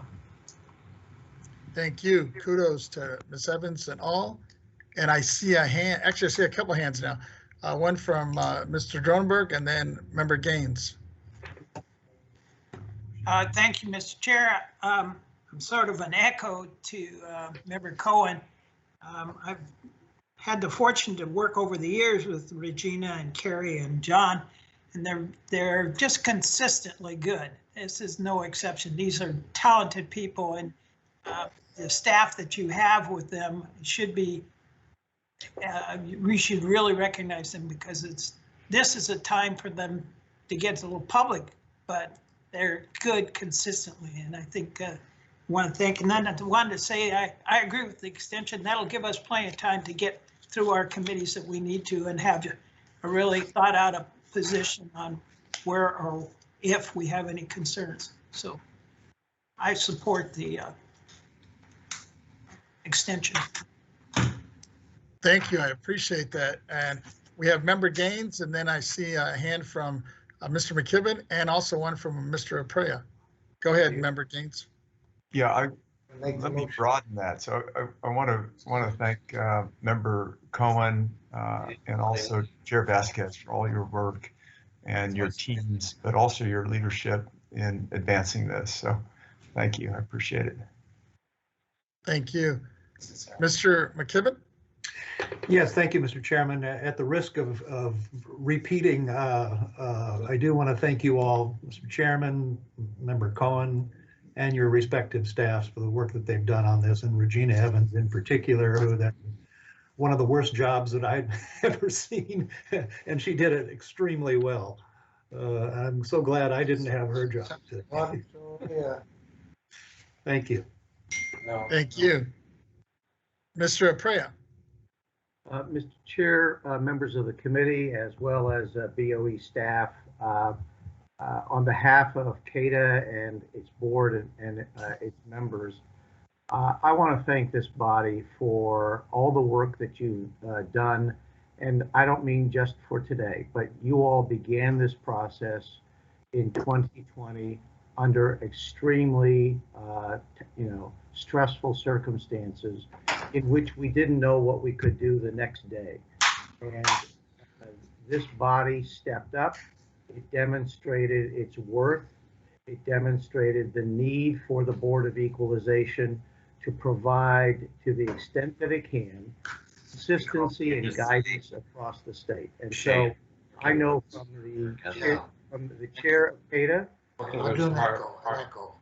as the board, we appreciate the work that you have done, not just in the last few months, but since 2020 and the time that the pandemic hit, and that you've done it not only in the context of the board action, but also engaging at the legislative level. I also want to thank Brianne Rabowski, who, as you know, can't be here. But I also want to thank the board for its flexibility in allowing us to put together a substitute team to present the taxpayers' points of view on this. You are all most gracious to allow us to do that, recognizing that the working group has a consistent set of players and that this was somewhat disruptive for you all. But staff was tremendous, not only in accommodating our requests, but frankly that they reached out to make sure that this came off as best as it could. And I think this was, while we didn't come to consensus on all the items, I know that this body did a lot of work today, made a lot of progress. And I also want to thank Tom Parker, John McKibben, and Marcy Berkman and others. While we don't always agree, we disagreed in a very respectful fashion. And I think that all the parties can be proud of how this meeting was conducted. So Mr. Chair, thank you. Regina Evans, thank you. And all the board members and staff, thank you. Thank you. Member Vice Chair Schaefer, is that a new hand? Yes, I just wanted to commend your staff, Chair Vasquez, and commend Ms. Evans for her diligent and thorough work on this job. It's things like this that make us look good. Thank you. Thank you, and thank you all. I know this has been a difficult last 2 years, really, with this whole issue, but your patience and your participation has been real helpful. With that, there was a recommendation. I just want to get back on a procedural matter here, and this is maybe for our legal team or our executive director. Do we need to motion to push this back to January, or is it just understood? I would recommend that we just for best practice that we make a motion to agenda specifically for the January meeting. It's good practice, yes. Okay, so Member Cohen, since you began this, let me put it back on your lap. Thank you, Mr. Chair. I'll pick that up, and colleagues, I'll make a motion that we agendize the rest of this hearing to be picked back up in our January 2022 board meeting. And members, this is Brenda Fleming, the Executive Director. If I could just offer this, and excuse me for the interruption, specifically we were moving to the January 2022 board meeting, the remaining items, which are agenda items D, agenda items E, agenda items F, and then of course agenda item G, naturally, which is the rapid conclusion of discussion, as if that's the termination of the meeting at that time. But specifically, items D as in David, E as in elephant, F as in Frank would be the items that would be agendized under this public policy hearing at the January 2022 board meeting. And I would second that. Okay, so that's been moved and second. Ms. Taylor, I guess let's just check with AT&T before we vote on this, if there's any public comment on it. Certainly. AT&T moderator, can you let us know if there is anyone who would like to make a comment on this matter? And once again, if you'd like to make a public comment, please press 1, then 0 at this time. 1, 0.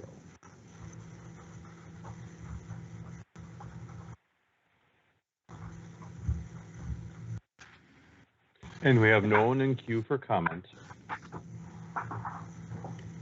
Thank you. Ms. Taylor, could you restate the motion so we make sure everybody's clear on what they're voting on?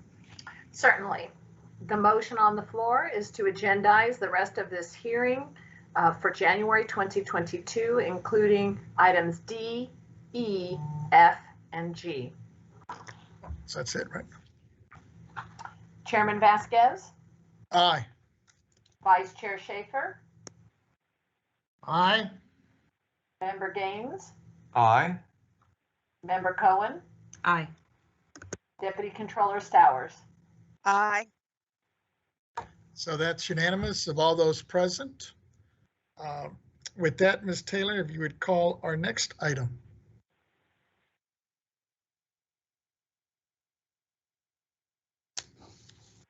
All right, Chairman Vasquez, are we calling our next sub-item E, or are we moving on to our board work group on wine industry and wine grower excise tax data?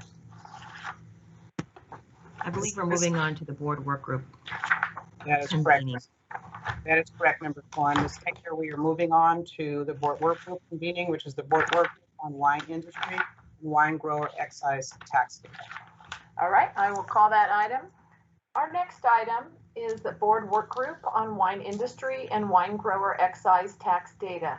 Discussion of issues, option, and possible action to address concerns raised by the Wine Institute regarding access to wine grower excise tax data.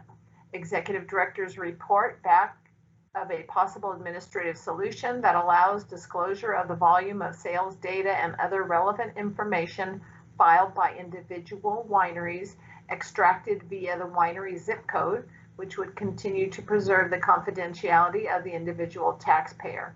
This matter is presented by Mr. Schaefer and Ms. Cohen. Thank you. Vice Chair Schaefer and Member Cohen, I will turn this over to you.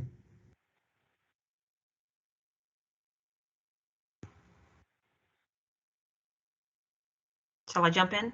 Yes, Member Okay. Cohen, go ahead. All right. Well, thank you. Good afternoon. I know it's been a long day, long week, but I just want to thank again the executive director and her staff for working for potential administrative solutions that would allow the disclosure of the volume of sales data and other relevant information filed by individual wineries, extracted by each winery's zip code, that would continue to preserve the confidentiality of individual taxpayers.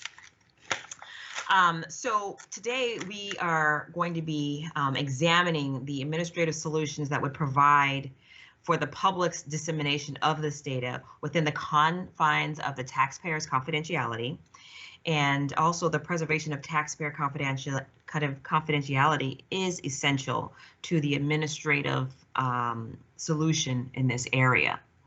There may be an opportunity to disclose more data that can be useful to assist the wine industry in its global competitiveness, but I believe that first we must carefully examine our options to make sure that by disclosing this data, we are preserving the taxpayers' confidentiality requirements of the current law. So I trust that Ms. Fleming and her team have been very mindful of that.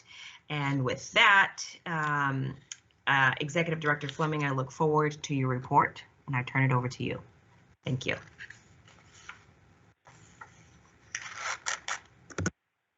You're muted, Ms. Fleming.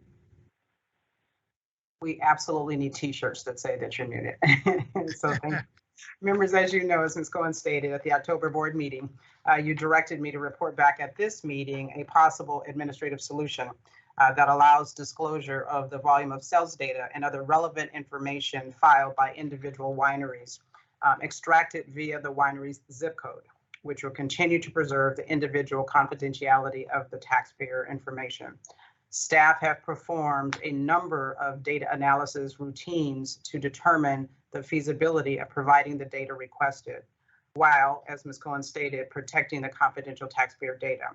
Fundamentally, from a technology perspective, it is possible for the database to provide data by zip codes. So technically, as a very specific action, it could be provided by zip code. Of course, there's an however. The challenge, however, lies with the complexity of that data. And so based upon the breadth and depth of the data, what staff would like to request is some additional time, with your permission, to do a deeper dive and a further evaluation and examination of that data in order to see how might we provide some of this information, while again protecting the underlying goal that the board has, which we all have, which is to protect the taxpayer data. So with your permission, we'd like to request specifically some additional time understanding that this is an interim step and that I'm sure you're interested and all are interested in what might be possible by the December timeframe. But of course, when you're doing this kind of a deep dive with the volumes of data, staff, of course, would also appreciate some additional time if that would be considered. Let me ask a question. How much additional time are you requesting? If you would give more than the December timeframe, January would be the timeframe if that would be considered. So have you taken into consideration that as a result of your analysis, I just want to make sure that we are not going to miss the deadline with the legislature to provide language or partnership with a legislator to carry an initiative, not initiative, but carry legislation.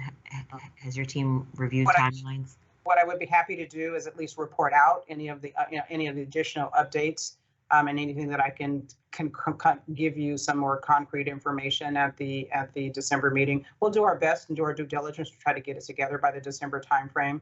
And if I'm not able to, then I can report that to the board ahead of time and then ask for permission for more time. But to answer your specific question, the deadline for bill introduction on this one, Ms. Coleman, would be in the February timeframe. You're right, and I was also reminded that this is an administrative solution too. So I support your request for more time.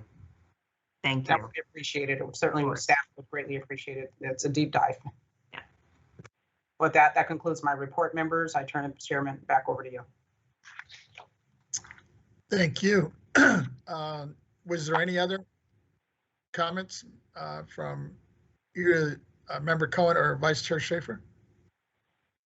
I pretty much made the comments that that I just wanted on the record. Ms. Fleming, we support you. Mr. Chair, I'm happy to make a motion that we do continue this item to the January the January board meeting of 2022.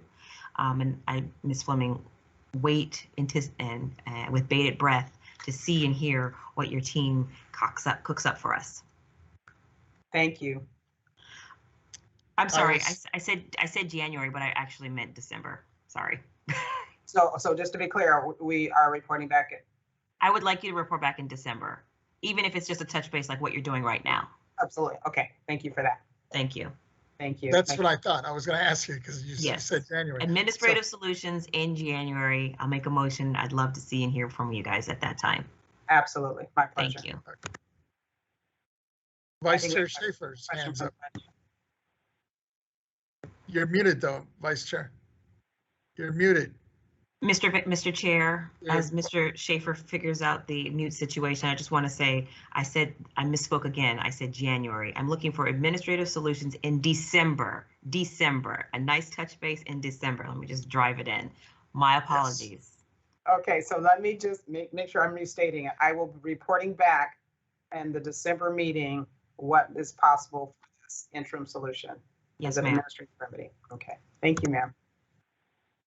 Yes, Chair Vasquez, I would second that motion. Our number one priority as we work on funding a workable solution is to protect taxpayer confidentiality, and consistent with that, I second the motion. Thank you. So we have a motion. It's been moved and second. Seeing no other hands or comments, Ms. Taylor, if you could just check with AT&T if there's anybody on the line who wishes to speak on this before we vote on it. Certainly. AT&T moderator, can you let us know if there's anyone who would like to make a public comment on this matter? Okay, if you'd like to make a public comment, please press 1, then 0 at this time. 1, 0.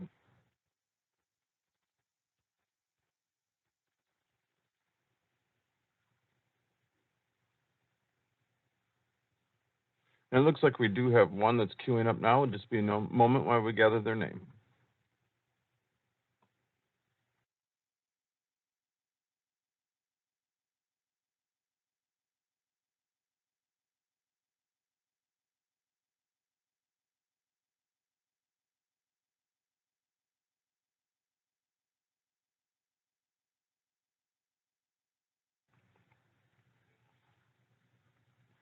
And the public comment will come from the line of Tim Schmelder. Please go ahead. Your line is open. Good afternoon, Chair and board members. Just wanted to, this is Tim Schmelzer, Vice President of California State Relations for Wine Institute. And I just wanted to express our appreciation for staff's continued work on this issue. We support these efforts and the motion today to try to identify an administrative solution. So thank you again. Thank you, and thank you for your patience on this. With No that, problem. Ms. Taylor, was there anybody else in the queue? Was that it? There are no further in queue at this time. Thank you. With that, Ms. Taylor, if you could restate the motion, because I know there was some changes on the dates and times. Certainly. And then go ahead and we'll take a vote. Okay. The motion on the floor is to continue this item to December 2021 board meeting.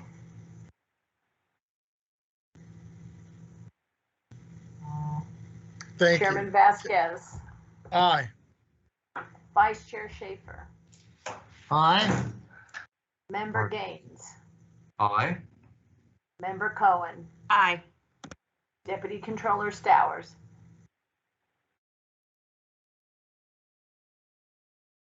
Deputy Controller Stowers.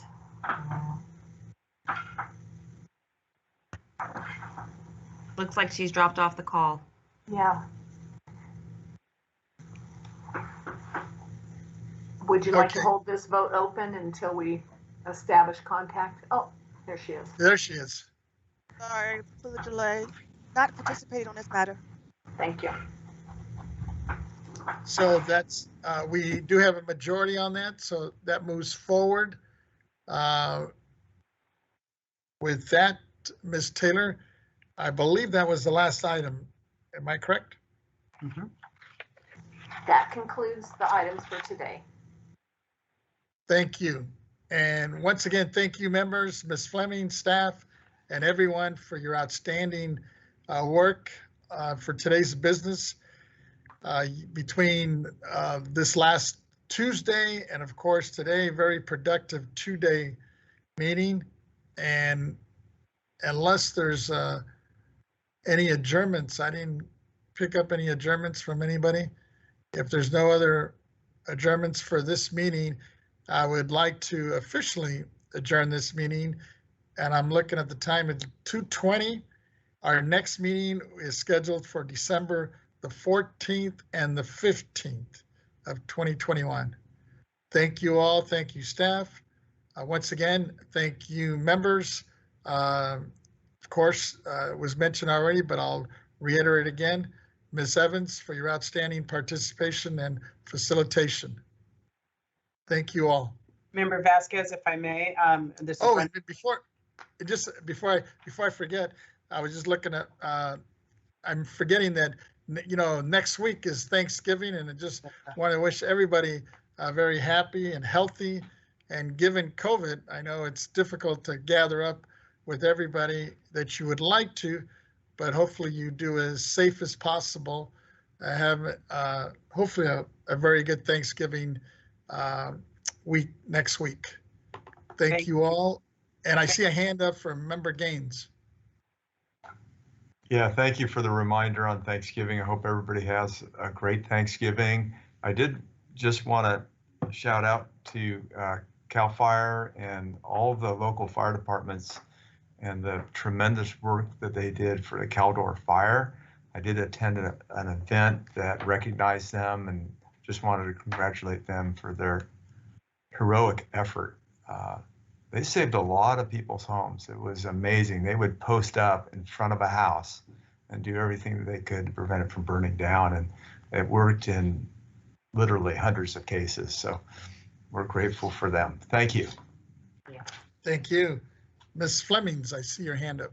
Thank you so much, sir. Again, on behalf of the agency staff, first of all, sir, just want to wish you a happy birthday tomorrow. And on behalf of the agency staff, we do wish you all a very happy and safe holiday season. And we look forward to seeing you after the holiday. Thank you, members, and thank you to all of our staff. And thank you all again. And I know next week, several people I know in my local town, we're doing a lot of giving out of baskets and food, because there's a lot, while we sit here for the most part very comfortable, there's a lot of folks out there that are still struggling to have a good meal in Thanksgiving. So whatever we can do to participate and help out in our local communities is much appreciated. Thank you all, and we'll see you all in December. Thank you, members. Thank you, staff. Thank you.